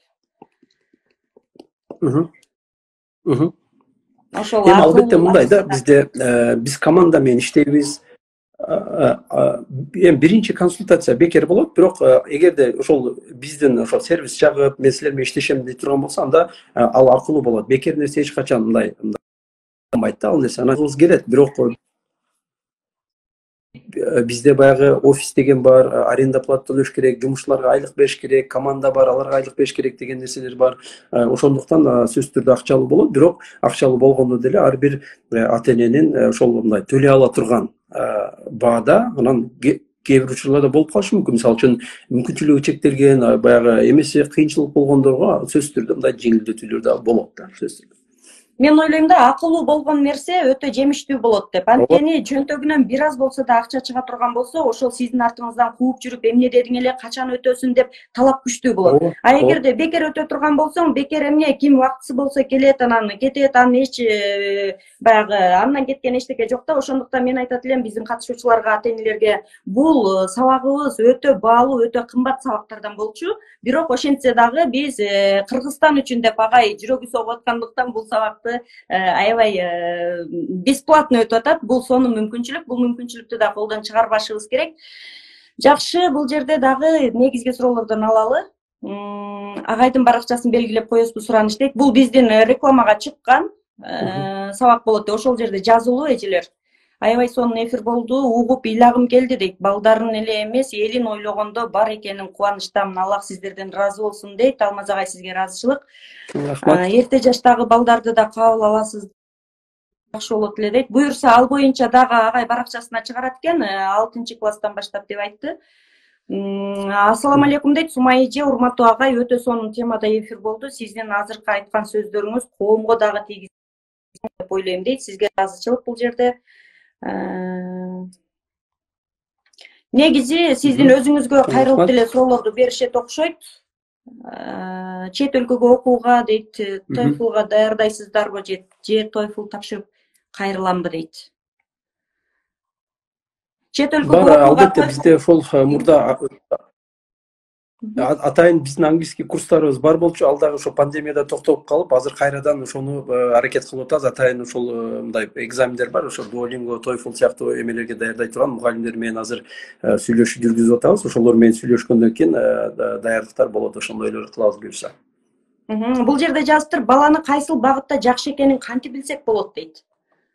Бала мисалы үчүн байкайт да, аны эмеден байкайсыз да, мындай кызыгат да. Мисалы бир бала мындай карайсыз, бирөө футбол ойнойт, бирөө бирдемеге кызыгат, мындай баланын уникалдуулугун, Кудай Тааланын берген ар бир балага өзгөчө бир жөндөмдүүлүгү болот. Мисалы үчүн бир бала сөзсүз түрдө башка бир баладай болуш керек деген нерсе эмес. Бизде кээ бир ата эне ушундай да. Мисалы үчүн бирөөнүн баласы мындай болуп атса, өзүнүн баласы сүрөткө кызыкса, жок, менин балам да ушундай болуш керек деген эме бар да. Жок, ар бир адамдын өзүнүн жөндөмдүүлүгү болот да. Анан ошол эме ямбактуулуу болот. Адам качан өзүнүн жаккан кесипти аркалаганда, өзүгө жаккан кесипти окуганда, ал ошол жактан мындай жакшы сезим да алат, ал ийгиликтүү да болот. Ошондуктан ар бир баланын өзүнүн жөндөмдүүлүгү бар. Аны байкаса болот бала. Или бала менен сүйлөшүп көрүш керек, или психолог алып келип көргүлө, или менторлор менен. Биз мисалы үчүн кээ бир балдар ата эне менен сүйлөшпөгөн нерселерди биз менен сүйлөшө алат. Сүйлөшүп көрсөңчү, баягы баланын тили менен сүйлөшүп көрүш керек да. Ал айтат, мен буга кызыгам, тигиндей кызыгам деп да. Сүрөттөрдү тартат, роботторду тартат, анан бирдемелерди баягы леголордон алып жасап эме кылат да. Демек, балада ошол инженериялык дейбизби, ошол баягы роботторду кураштырып жасоо боюнча кызыгуу бар да. Демек, баланын кызыгуу болсо, мен ошол жака көбүрөөк басым жасашым керек деп азыр эме кылам. Баланын кызыгуусуна караш керек. Потому что бала кызыкса, ага шарт түзүп берсең, ал ошол нерсени бат өздөштүрүп кетет. Анан кыйнап эле биздин ата энелер баягы юрфак окуйсуң же медфак окуйсуң деп эле киргизе берет. Баягы анан ийгиликсиздик болгон көпчүлүгү ошондон келип чыгып атат да. Агай, бир маалыматтан көрүп калдым эле, еврейлер дейт, балдары кичинекей кезде ойногон оюнчуктарды бизде дагы баягы балдардын кызыгуусу болот го, бунун ичинде эмне бар болду экен деп бузганга аракет жасайт дейт. Анан ошол бузуп сындырып алган игрушкаларын дейт, ошол эле мезгилде ошол оюнчукту катып коет дейт. Бала качан акыл эси кирип чоңойгондо ошону кайра берет, ал курайт дейт да. Бул деген баланын дагы ошол аң сезим. Бир еврейлерди сиз айтып кетпедиңизби, булар өтө башкача калып деп. Чындап эле ошондой жактары күчтүү турбайбы булардын? Бизде эле балдарыбызды мисалы бир оюнчук берсек, азыркы балдар оюнчук ойнобой калган мезгил, ойноп туруп эле ыргыткан учурда бизде эле аны жыйнап алып койсок болот экен демек, ал деген акыл эси киргенде кайра жасап бер деген сыяктуу. Бул да жакшы нерсе экен. Анан бул жерде бирөө жазыптыр, физиологиялык жактан да даяр болуусу маанилүүлүк дейт. Угуп атабыз агай. Албетте, биринчиси жанагынын ар бир жаш курага карап атайын оюнчуктар жасалат. Мисалы, любой оюнчуктар караса, жашы мынчадан мынчага деп коет да. Ошого карап дагы оюнчуктарды караш керек. Мындай жөн эле барып эле бир балага бир, мисалы үчүн 2 жашында балага бир чоң оюнчукту көтөрүп келе бербеш керек. Анан оюнчук алып атканда дагы атайын оюнчуктар бар. Мисалы үчүн баланын аң сезимин өстүрө турган, сиз айткандай баягы критикалык ой жүгүртүп ала турган, жасай турган, буза турган оюнчуктар бар. Мүмкүн болсо ошондой оюнчуктарга, баланын ой жүгүртүүсүн өрчүндөтө турган оюнчуктарды алганга аракет кылыш керек да. Барып эле анан бул балада деп коюп бир машинаны көтөрүп келип, мисалы үчүн мен чоң балам машина ойнобойт. Кичинекей машина ойнойт. Ар бир баланын ар кандай. Анан жаш курага карап дагы булар оюнчуктар ар кандай да. Ошого караш керек. Анан физиологиялык жактан албетте, потому что ийгиликке бараткан жолдогу эң негизги нерсе баланын аң сезими, ой жүгүртүүсү эркин болуш керек, физический жактан да күчтүү болуш керек. Ошол эле учурда туура тамактануу. Бул 3 нерсе аябай маанилүү нерсе да. Анан руханий жак, бул да төрт. Эми руханий жактан дегенде кичинекей балдарга көбүнчө баягы китеп окутуп, анын эркин өзүнүн немеси, ой жүгүртүүсүнө угуп баласын, ага эркиндик берип, өзүнүн оюн эркин айта ала тургандай кылып, анан физиологиялык жактан сөзсүз түрдө бир спорт менен баланы машыкташ керек. Мүмкүн болсо баягы сүзгөнгө берсе жакшы болот, сууга, гимнастикага, булар өтө маанилүү. Баланын баягы 3 калыпта өнүгүш керек да бала. Биринчиси ошо психологиялык жактан, ой жүгүртүү жактан, экинчиден физический жактан, сөзсүз кыймылда бала чуркап ойноп туруш керек. Анан үчүнчүсү туура тамактануу. Бул да өтө маанилүү. Балага жетиштүү витамин берилиш керек, убагында тамактаныш керек. Мисалы үчүн бизде билесиз, кыргыздар кетинде 9-10 тамакты жейбиз да, ошону менен жатып алабыз да. Бул дагы туура эмес. Мисалы үчүн саат эрте жашта жеп, балага жетиштүү витамин, мисалы үчүн фруктыларды убагында берип, бала кандай тамактанса, биз эмне жесек ошолбуз дейт да. Ошондуктан караш керек. Анан азыркы учурда мына билесиздер, өзгөчө балдардын конфет-санфеттери чыккан бүт дары-дармек. Бул балага өзү физический жактан дагы зыянын көп келтирет да. Ошон үчүн бир продукт алып атканда, конфет алып атканда да аябай караш керек.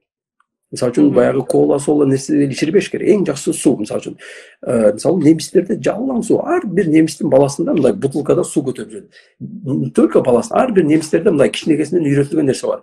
Ар бир адам сөзсүз түрдө күнүгө 2,5 литр суу ичиш керек экен. Ар бир немис сөзсүз түрдө көрөт, бир бакалашкада суусу болот. Ар биринин сөзсүз түрдө бар. Балдарда да ошол бар. Мисалы үчүн биздин балабызда да ошондой калыптанып калган. Постоянно жанында суу көтөрүп жүрөт. Мисалы үчүн кола поланы ичирбегенге аракет кылабыз да. Кечинде да башыга коюп жатат, ойгонсо да суун ичип жатат. Эң жакшы нерсе бул суу да. Эң жакшы. Андан сырткары фрукты көбүрөөк жеш керек. Балага жетиштүү витамин болуш керек. Анан баягы убактыда тамакты убагында жеш керек. Эртең менен завтрак жеш керек, обедте, кечинде эртерээк жеш керек. Анан кечинде тойгозуп туруп эле анан баланы жаткырып коюп, ал дагы туура эмес нерсе да. Мына ушулардын баары ата-эне биз көңүл бурушубуз керек. Жеген тамагы, витамин жетиштүү болуп атабы, жокпу? Даже кийген кийими дагы маанилүү. Эмне үчүн дегенде бизде баягы арзан деп баягы китайский синтетика нерселерди алабыз да. Ал баягы организмге аябай зыян тийгизет. Ошон үчүн баягы мүмкүн бир аз кымбат болуп калышы мүмкүн. Мүмкүн мындай көп кийим алганга караганда дагы мисалы тердетпей турган хлопок мындай эмелерди алып кийгизсе дагы ошол дагы маанилүү. Булар мындай детальный нерселер, бирок өтө маанилүү нерселер да. Адамдын баягы өзүнүн удобный сезгенге караганга, ошол эле учурда баягы туура тамактануу, физический жактан эме болушу, психологиялык жактан ушул нерселерге баардыгын толук бир комплекстүү түрдө караш керек да. Туура. Негизи изилденген бир маалымат боюнча агай эме экен да, биздин жеген тамагыбыздын 25% биздин мээни азыктандырат дейт да. Анан эгерде биз ошол жерде пайдалуу азыктар менен азыктандырбай турган болсок, анда биздин жакшы окуй атканыбыз дагы, жакшы бир сабакты өздөштүрө албай жатканыбыз дагы бул жеген тамагыбыздан түздөн-түз көз каранды экен. Рахмат чоң. Анан бул жерде бирөө суроо бериптир. Онлайн түрүндө англис тил курстар барбы дейт. Бар болсо канчанчы класстан катышса болот дейт. Биздин өзүбүздө жок, бирок онлайн курстар сөзсүз түрдө бар. Азыр баардык нерсе онлайнга өтүп атат. Анан дагы Кыргызстандагы эң чоң маселе баягы айыл жергелеринде, райондордо ошол англис тили мугалими курстар жок болуп аябай чоң маселе жаралып атат да. Ошону азыркы учурда ошо онлайн сабактар бизде жок, бирок бар. Бирок биз дагы ошону азыр бир эмелер менен сүйлөшүп атабыз. Ошону бир киргизсекпи депчи. Себеп дегенде азыр эми технологияны колдоно билсек, любой жактан туруп окуса болот да. Сөзсүз түрдө баягы балдарга англис тилин дагы үйрөтүшүбүз керек болуп атат. Бул дүйнөлүк тил да, баягы глобализация деп азыр дүйнө кичинекейлүү болуп калды. Биз Кыргызстандан эле эме чектелбешибиз керек. Дүйнөнү мындай масштабтуу ойлонушубуз керек. Азыр дүйнөлүк карым-катнаш, соода саттык аябай мындай тыгыз болуп баратат да. Ошондуктан каалайбызбы, каалабайбызбы, алдыңкы ошо 5 жыл ичинде сөзсүз түрдө баарыбыз, жашыбыз, карыбыз, баарыбыз ошол англис тилин үйрөнүшүбүз керек болот. Себеби бул дүйнөлүк тил, дүйнөдө бир гана ошол коммуникация баардык элдердин түшүнө ала турган бир тил болуш керек, технологиянын тили болуп атат. Демек биз эгерде дүйнөдөгү жаңылыктардан, дүйнөдөгү өнүгүү өсүүдөн, тенденциядан артта калбайбызсек, анда сөзсүз түрдө англис тилди үйрөнүшүбүз керек болот. Муну онлайнбы, офлайнбы сөзсүз түрдө муну биз карап көрөлү. Эгер мүмкүнчүлүк болсо, ошол онлайн курстарды биз карап көрүп, бүт сунуштай турган кылсак жакшы болот экен. Анан бул жерге бирөө жазыптыр, эгерде академияңыз ишке кире турган болсо, 7-8 жаштан дагы ала турган мүмкүнчүлүк барбы деп. Аны ошону ойлонуштуруп көрүшүбүз керек болуп атат. Мунун программасын иштеп чыгыш керек. Негизи иштеп чыкса болот. Бир жакшы команда түзүп, ошол даже ошо 1-6 класстан баштап, ошо 11 класска чейин бир программа түзүп, ошону кылса болот бул нерсеничи. Бирок азырынча пока жок, бирок ойлонуп көрүшүбүз керек экен. Себеби суранган ата-энелер аябай көп. Жана айтып атпаймынбы, 5 жашында, 6 жашындагы баланын ата-энелери уже чыга баштады. Уже бизде ата-энелер жакшы тенденция болуп атат, мындай түшүнө баштады да. Демек биз ушул сиз ушундай семинарларды көбүрөөк уюштуруп, жада калса онлайн менен уюштуруп чектелип калбастан, Кыргызстандын айыл жерге, региондорго, райондорго барып ушул семинарларды өтүш керек экен менимче. Ооба, буюрса биз дагы жакында ошол Москва шаарына атайын чакыруу менен 3 күндүк семинарга барабыз. Москвадагы бир туугандарга бул жактан да кулактандыруу берип коелу. Анан бул жерде сизге жакшы бир сунуш бериптир. Биздин билим берүү министрлигине окутушуңуз керек экен агай деген. Эми кандай десем, эми ал жагы албетте баягы алар эми бизди угабы укпайбы, биз да билебиз да азыркы учурда кандай адамдар иштейт ал жакта. Мейли, колдон келгенин жасай беребиз. Биз эми өзүбүздүн ошол баягы индивидуальный эле колубуздан келген жардамыбызды мамлекетке элге бере берели, анан Кудай буйрса ал күндөр дагы алыс эместир. Баягы айтат эмеспи, мамлекет мага эмне кылып койду дегендин ордуна мен мамлекет үчүн эмне кылдым деген суроону ар дайым берип келгиле деп. Ошол сыяктуу эле бул жерде сиз азыр көптөгөн ата энелерге көп пайдаңызды алып келип атасыз. Бул дагы Кыргызстандын бир өнүгүүсүнө салым болуп саналат да. Айыл жергесиндеги балдарды өнүктүрүү боюнча кандай сунуштарды берет элеңиз дейт. Мисалы үчүн бул жерде агай деле айылдан чыккан ушундай билимдүү агай, мен билишимче Сапат мекемесине караштуу лицейлердин бирөөсүнүн бүтүрүүчүсү. Анан демек айыл деп туруп баягы кедей ойлордон арылышыбыз керек экен. Айылдан чыккан агай менен азыр кол жеткис бир семинарларды алып отурабыз. Демек айыл дагы да күчтүү болушу толук мүмкүн. Эң туура, бул дагы аябай жакшы суроо болду. Баягы айтып коет, агаламга жол айылдан башталат деп коет. Мен өзүм деле ошол айылда төрөлүп өскөн баламын. Биз деле мал багып, ошо ат минип эле талаада иштеп жүргөн балдарыбыз.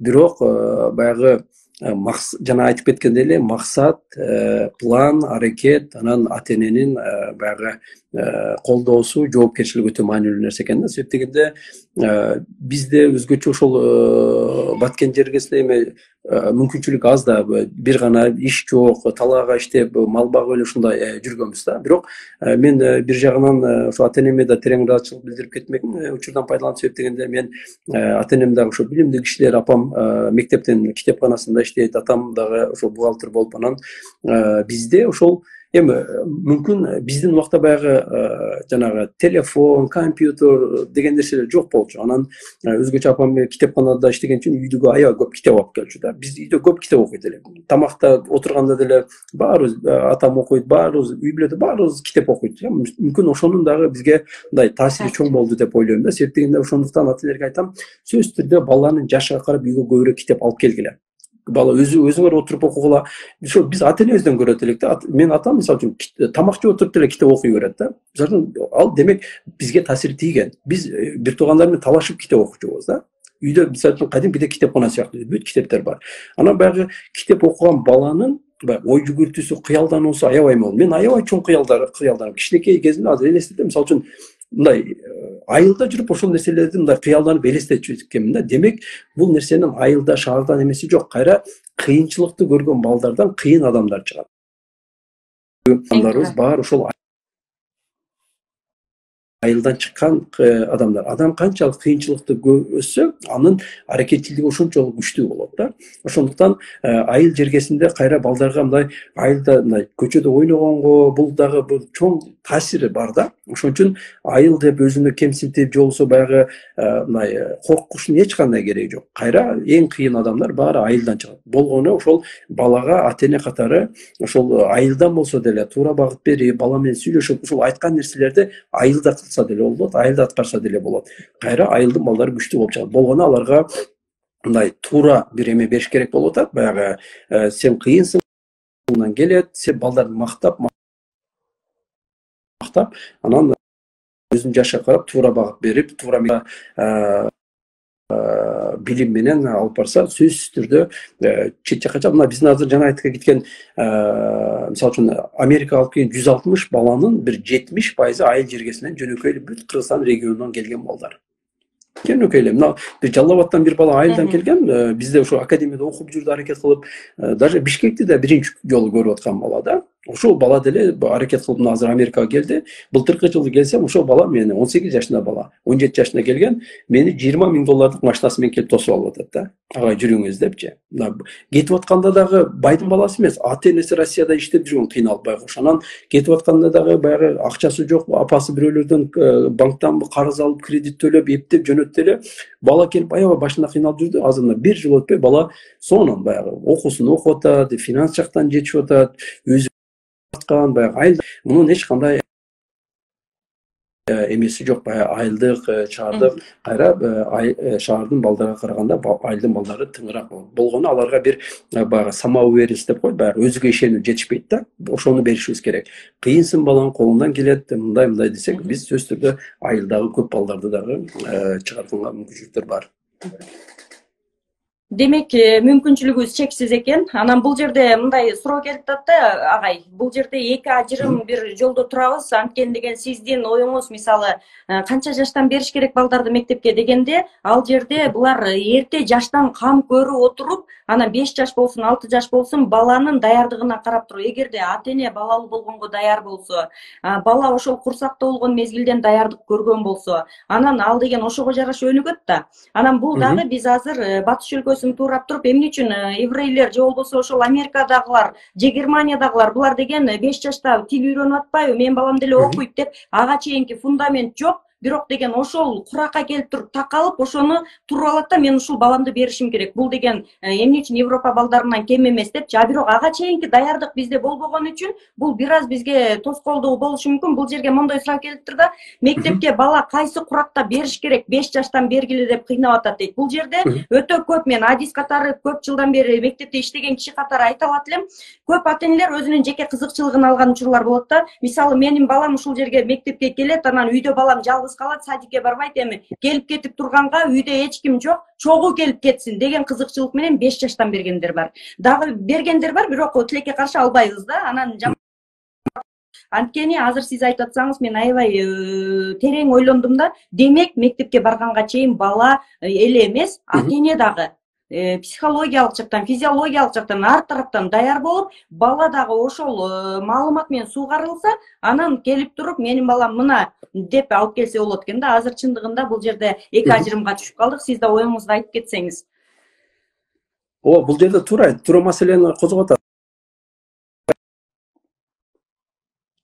Биз да ошол жаштан беришибиз керек деген нерсе да туура эмес. Себеби ар бир нациянын өзүнүн ошол жайгашкан жаратылыш эмесиге, тамактануу, алардын менталдык культурасына карап, балдардын калыптануу процесси ар кандай болот. Биз мисалы үчүн немистер мынча да берет экен, булар мынча да берет экен, биз ошого биз дагы берели деген туура эмес. Алар 7 жаштан берип атса, демек алардын мурдатан келген фундамент менен келип атат. Ошого даяр болуп келип, жана айтып атпаймынбы? 1-класска келерде мурда даярданып келип атат балдар.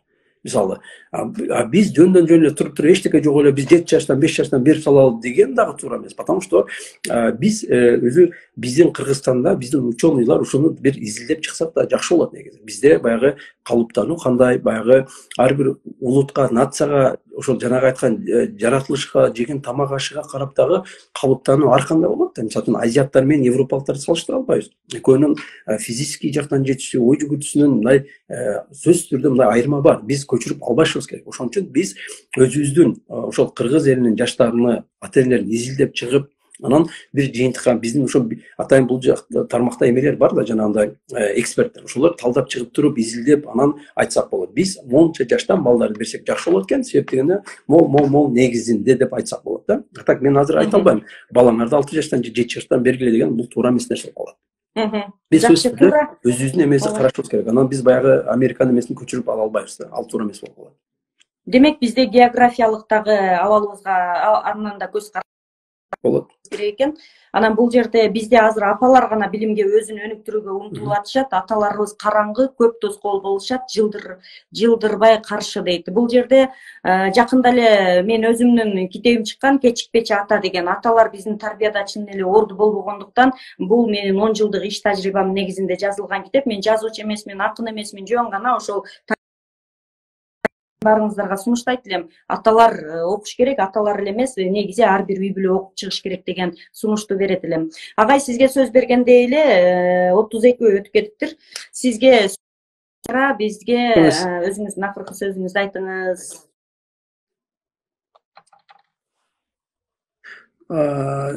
Жарайт, мен могу акыркы боюнча мен дагы ушул маселе менин аябай жүрөгүмдү өйкөп келет да. Себеп дегенде мен Кыргызстанда ошо байкаганда бизге келген ата энелерден дагы келген ата энелердин 70-80% энелери чуркап жүрөт да, байкуш келгендерчи. Анан изилдеп карап көрсөм, бизде бир азыркы учурда бир 60-70% ажырашуу бар экен. Ажырашканда байкуш баягы аял өзү чуркап, өзү иштеп, калганда окутуп, чуркап кыйналып жүрөт да. Мындай акыркы убактарда кыргыз эркектери мындай жоопкерчиликтен качып, мындай эркек болбой калды десек болот да. Эми тилекке каршы кечирим сурайм, бирок бул чындык да. Менин айтарым, ошо өткөндө да ушуну ойлонуп, мурдагы бир семинарда дагы ата энелер менен ошону сүйлөшкөндө, эркектерге дагы өзүнчө ушундай бир сабак өтүш керек болуп атат да. Себеп дегенде биздин эркектердин менталитетин оңдош керек болуп атат. Жоопкерчилик, аталык баягы жоопкерчилик деген нерсе бар да. Мисалы үчүнчү, ажырашып кеткен учурда деле таштап коюп кетип атат да. Макул, эми эркек аял ортосунда түшүнбөстүктөр болушу мүмкүн, ажырашуу болушу мүмкүн, бирок канткенде дагы ал бала сенин каныңдан жаралган үчүн аны эч качан таштап мындай кабар алып туруш керек. Анан бизге келген академияга келгенде дагы апалар келет да. Мен айтам, кана күйөөңүз каякта десем, жумуш бар тигинде, мындай баягы жоопкерчиликтен качып атат деген нерсе да. Бул аябай мындай мен ушундай кээде урушкум келет ушу биздин кыргыз эркектериничи. Мындай эркек болгон эркектей болуш керек, жоопкерчилик алыш керек. Бул аял, бала эркекке, атага мындай муктаж да. Алар сага таянып жүрүшөт да. А биздин эркектер аз аялдарга таянып калганда. Бул өтө өкүнүчтүү нерсе, бул чындык. Муну кабыл алышыбыз керек. Анан баягы бул аялдын жумушу, муну аял кылыш керек дегенде, ал туура эмес нерсе. Мына мен сизге айтып кетейин, Германияда биздин балабыз төрөлгөндө, ошол акушер бир ай келип консультация берип, баланы жардам берип жүрөт. Кантип эме кылыш керек, баягы тамактандырыш керек, кантип караш керек. Анан ошол учурда бир күн ошо келген акушер мени чакырды. Аталарга эмени үйрөтөт экен. Ошо баланын памперсин кантип тазалаш керек, кантип алмаштырыш керек, баланы кантип жуунтуруш керек, балага кантип тамак бериш керек, кантип даярдаш керек. Ушунун баарын үйрөттү магачы. Урушту кадимгидей бас келтип, баланы берип, жуунтуруп, бүт баарын жасатты да. Анан айтты, Алмаз деди, сен ойлобогун дейт. Азыр билем, силердин менталитетиңер башка болушу мүмкүн дейт да. Эне дейт, мүмкүн дейт, баягы ооруп калат, жок болуп калат дейт да. Анан ошондой учурда эмне кыласың дейт. Эми Кудай сактасын, каза болуп калса эмне кыласың? Азыр бар да ошондой учурларда, баягы төрөттөн каза болуп калып, ошондой учурда ата катары сен баланы өзүң карап кете алышың керек дейт. Ошондуктан баягы ошонун баарын үйрөттү. Анан мен туура түшүндүм да. Демек, бул атанын да жоопкерчилиги. Мен азыр кадимкидей, мисалы үчүн, баланын памперсин алмаштыра алам, кенчем жок болсо да тамагын жасап берем, кечинде да баягы, мына кече да бүгүн мектепке барды, өзүм эле душка алып барып жуунтуруп тазалап. Эми сөзсүз кечинде эртең жуабыз, жатып атканда барып китеп окуп берип, жомок айтып берип, анан жаткырабыз да. Мисалы үчүн да, бул баягы баланын памперсин алмаштырып коюш, же болбосо баланы жуунтуруш, тамак жасап бериш, бул баягы аялдын жумушу деген нерсе эмес. Бул сенин балаң. Бул сенин каныңдан жаралган, бул сенин жоопкерчилигиң. Эркексиңби, аялсыңбы, анын эркек аял болуп бөлүнбөш керек болуп атат да. Кудай сактасын, баягы чындыгында келинчегиң ооруп калат, ал деле адам да. Мисалы үчүн, ал жумуштарчы башка жака кетип калышы мүмкүн, бирдеме болушу мүмкүн. Ошол убакта эркек аны карай алыш керек. Мунун эч кандай баягы биздеги курук намысын жыйыштырыш керек. Ой, баягы аялдын иши аялга эме кылыш керек. Жок, андай болбойт. Ошон үчүн мен ойлоймун, биздин эркектер бир аз намыска келип, жоопкерчиликти алып, бир аз дагы мындай семьяга көңүл буруп, балдарды карап, келинчегиге көңүл буруп, ушуларды аткарыш керек. Ооба, туп-туура. Көрүнөн алчу аябай пайдалуу сабактарыбыз көп экен, эгерде биз ошол нерсени каалай турган болсок. А биз албай турган нерсени алып аны салтка айлантуудан мурда бала тарбиясында эмнелер колдонулуп атат, кантип өнүгүп атат башка өлкөлөр, алардын өнүгүүсү эмне болуп атат, ошону изилдеп туруп, алардан алчу нерсебиз аябай көп экен деп ойлойм да. Эгерде биздин Кыргызстан мейли өнүкпөгөн мамлекет болсун, буюрса өнүгөт деп ишенебиз. Анан мейли бийик мунаралары менен суктанып, ошолор менен мактанчудай боло турган бир заман келсе, биз эмне үчүн өзүбүздүн келечек муун менен мактана турган болбойлу? Эгерде биз балдарыбызды жакшы тарбиялай турган болсок, албетте ал мамлекет сөзсүз өнүгөт деп ойлойбуз. Агай, сизге ыраазычылык. Аябай сонун бир сабак. Ата энелер көп маалыматтарга суугарылды деп айта алам. Көптөгөн суроолорду сиздин өзүңүздүн жеке баракчаңызга дагы жазышат. Сизге ыраазычылык. Рахмат чоң. Эч качан жок дебей, убактыңызды бөлүп, таң атпай туруп бизге ушундай сонун бир маек куруп бердиңиз. Сизге акыркы сөздү берели дагы, анан жыйынтыктайлы. Сумай эжеке, сизге дагы чоң рахмат. Ушинтип ата энелерге жакшы темаларда бир мүмкүнчүлүк түзүп берип атасыз. Биз ар дайым даярбыз. Өзүбүздүн жана айтып кеткендей билимибизди, тажрыйбабызды бөлүшкөнгө себептегенде муну сактаганда эмне биз аны аркы дүйнөгө алып кетмек белек. Ушунун баарын бизге Кудай Таала берип атат. Алган тажрыйбабызды, билимибизди биз сөзсүз түрдө кийинки муун менен ата энелер менен сөзсүз бөлүшүбүз керек. Биздин ошо мамлекетке, элге кылган кызматыбыз, пайдабыз ушул болсо керек деп ойлойм. Баягы 1000 сом бергенче 1000 кеңеш бер деген дагы өтө тууралуу нерсе да. Баягы билинбегени менен эгерде ушул айтылган нерселерди эгер ата энелер туура кабыл алып, пайдалана алса, бул өтө чоң бир мындай эме да, мындай алтынга баалангыс мындай кеңештер дейбизби, маанилүү нерселер дейбизби, потому что мындай мен ойлойт элем да, биз кичинекей кезибизде да бизге ушундай багыт берген, бизге жол көрсөткөн, ушундай байкелер болгондо, мүмкүн мен азыркы учурда мындан да башка жерде болмок белем деген ойлор кетет да. Эми Кудайга шүгүр, жаман эмес, азыр баары жакшы, бирок баары бир баягы ичимде болот экен. Себеби бизге мындай жол көрсөткөн, мындай багыт берген адамдар болгон эмес да. Биз баарын адашып, кыйналып жүрүп, кээ бир нерселерге баягы туура жолду билбеген үчүн баягы адашып жүрүп кечирээк жеткен болушубуз мүмкүн да. Эгерде ата энелерге азыр ушул сервистерди, ушул мүмкүнчүлүктөрдү туура пайдалана алса, анда биз 30 жашыбызда жетип аткан нерселерге бала мүмкүн 25 жашында, 22 жашында жете алышы мүмкүн да. Вот. Ошон үчүн баягы психологдор менен, менторлор менен иштегиле деген себеби ошондон болуп атат да. Мен болсом сөзсүз түрдө, мен азыр деле өзүм жашыма карабастан, менин да өзүмдүн менторум бар. Кээде кыйналганда, кээде билбегенде ага байланышып сурайм. Могу мындай болуп атат, кантсем болот, эмне кылсам болот. Ошондуктан ата энелерге дагы айтарым, буюрса сөзсүз түрдө балдардын келечегин ойлош керек, эрте жаштан кам көргүлө, баягы өзүңөрдүн кызыкчылыгыңарды ойлоп жүрө берип, баланын келечегине балта чаап койбош керек. Анан баягы чыгаша керексиз нерселерден арылуу керек, ысырапчылыктан качыш керек, акча жок эмес, акчаны шылтоолобош керек. Маселе акчада эмес. Ошол аракетте, максатта болуп атат да. Эгерде максат болсо, аракет болсо, акча да табылат, баардык нерсе табылат. Себеп дегенде мында үчүн баланын билими, келечеги үчүн дагы акчаны тапса болот. Маселени акчага такабаш керек. Анан бул кымбат экен, тигинде мындай кылай бербеш керек.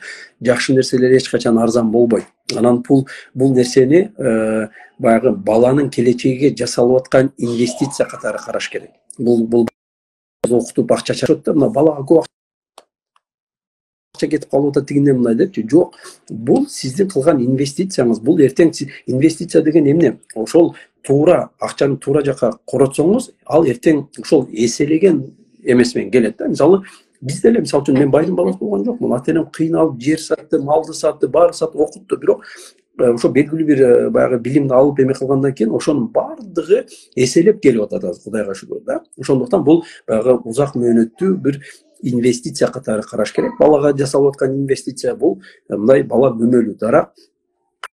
Көңүл буруп канчалык ал өзүнүн мөмөсүн берет. Ошондуктан баягы балага жасалып аткан инвестицияны, коротуп аткан акчаны эч качан проблема кылбаш керек. Акча жок дебеш керек. Акча жок дейбиз, бирок тойго табабыз да. Эмне үчүн өзүңдүн балаңды биринчи орунга койбойсуң? Эмне үчүн балаңдын келечегин биринчи ойлобойсуң? Эмне үчүн өзүңдү биринчи ойлобойсуң да? Биз ошол нерселерден адам өзү үчүн жашаш керек да. Биз бирөөлөр үчүн да.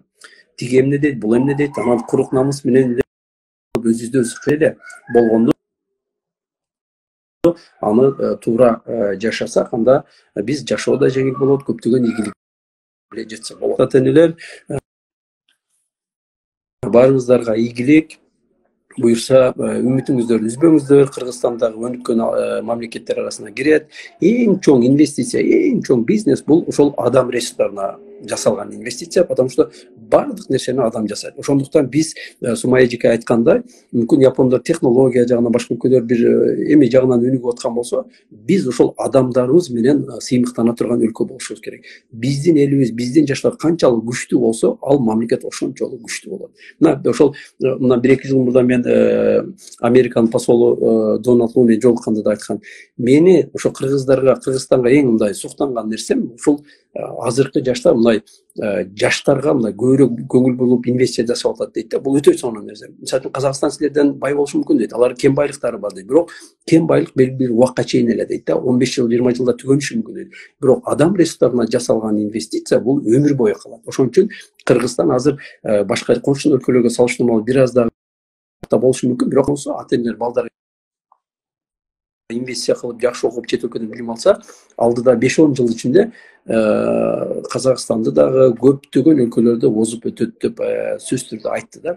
Ошондуктан эч качан үмүтсүздүккө кабылбаш керек. Балдарга азыр эң негизгиси ошо инвестицияны жасай бериш керек. Биздин балдарыбыз канчалык билимдүү, илимдүү, ыймандуу болсо, мамлекетибиздин өнүгүп өсүшү да ошончолук бат болот. Мунун баары ошо бизден көз каранды болот. Эч качан биз мамлекетти күтүп, бирөөнү күтүп отурбайлы. Анда өнүгүү дагы, мамлекеттин өсүшү дагы ошончолук бат болот да. Биз мамлекеттен күтпөшүбүз керек, өзүбүздөн башташыбыз керек. Айта турганым ошол биздин Instagram баракчадан, Facebook баракчадан тапсаңыздар болот. Мен Алмазаров деп Сумай эжеке аркылуу байланыссаңыздар болот. Анан ар дайым ошол дагы кандай бизге кызмат керек болсо, ошондой бир семинарлар керек болсо, биз убакыт таап өзүбүздүн ошол тажрыйбабызды бөлүшкөнгө ар дайым даярбыз. Рахмат агай, 2 сааттык убактыңызды бизге бөлгөнүңүзгө, акыңызды адал кылыңыз. Биз 1 саатта сурандык эле, кайра сурамады 1,5 дедик. Эми буюрса 2 саатка кетти. Чоң рахмат агай. Үй бүлөңүзгө тынчтык, иштериңизге ийгилик, балдарыңыздын жакшылыктарын көргүлө. Чоң рахмат. Буюрса биз сизди дагы чакырып турабыз, сиздин убактыңызга карап албетте. Чоң рахмат сизге да, макул, ийгиликтер, жаштарыңыздар менен.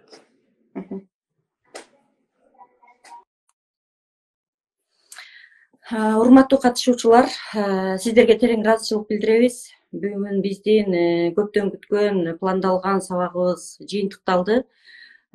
Бул сабакты сактайбыз. YouTube каналына кирип, ошол Сумай Асанова деген каналга кирсеңиздер, ошол жерде сакталуу болот. Баарыңыздарга ыраазычылык. Ушундай кеч саатта болсо дагы активдүү катышып бердиңиздер. Тынч болуңуздар, аман болуңуздар. Үй бүлөңүздөрдө тынчтык болсун, балдарыбыз чындыгында мыкты балдардан болсун. Рахмат.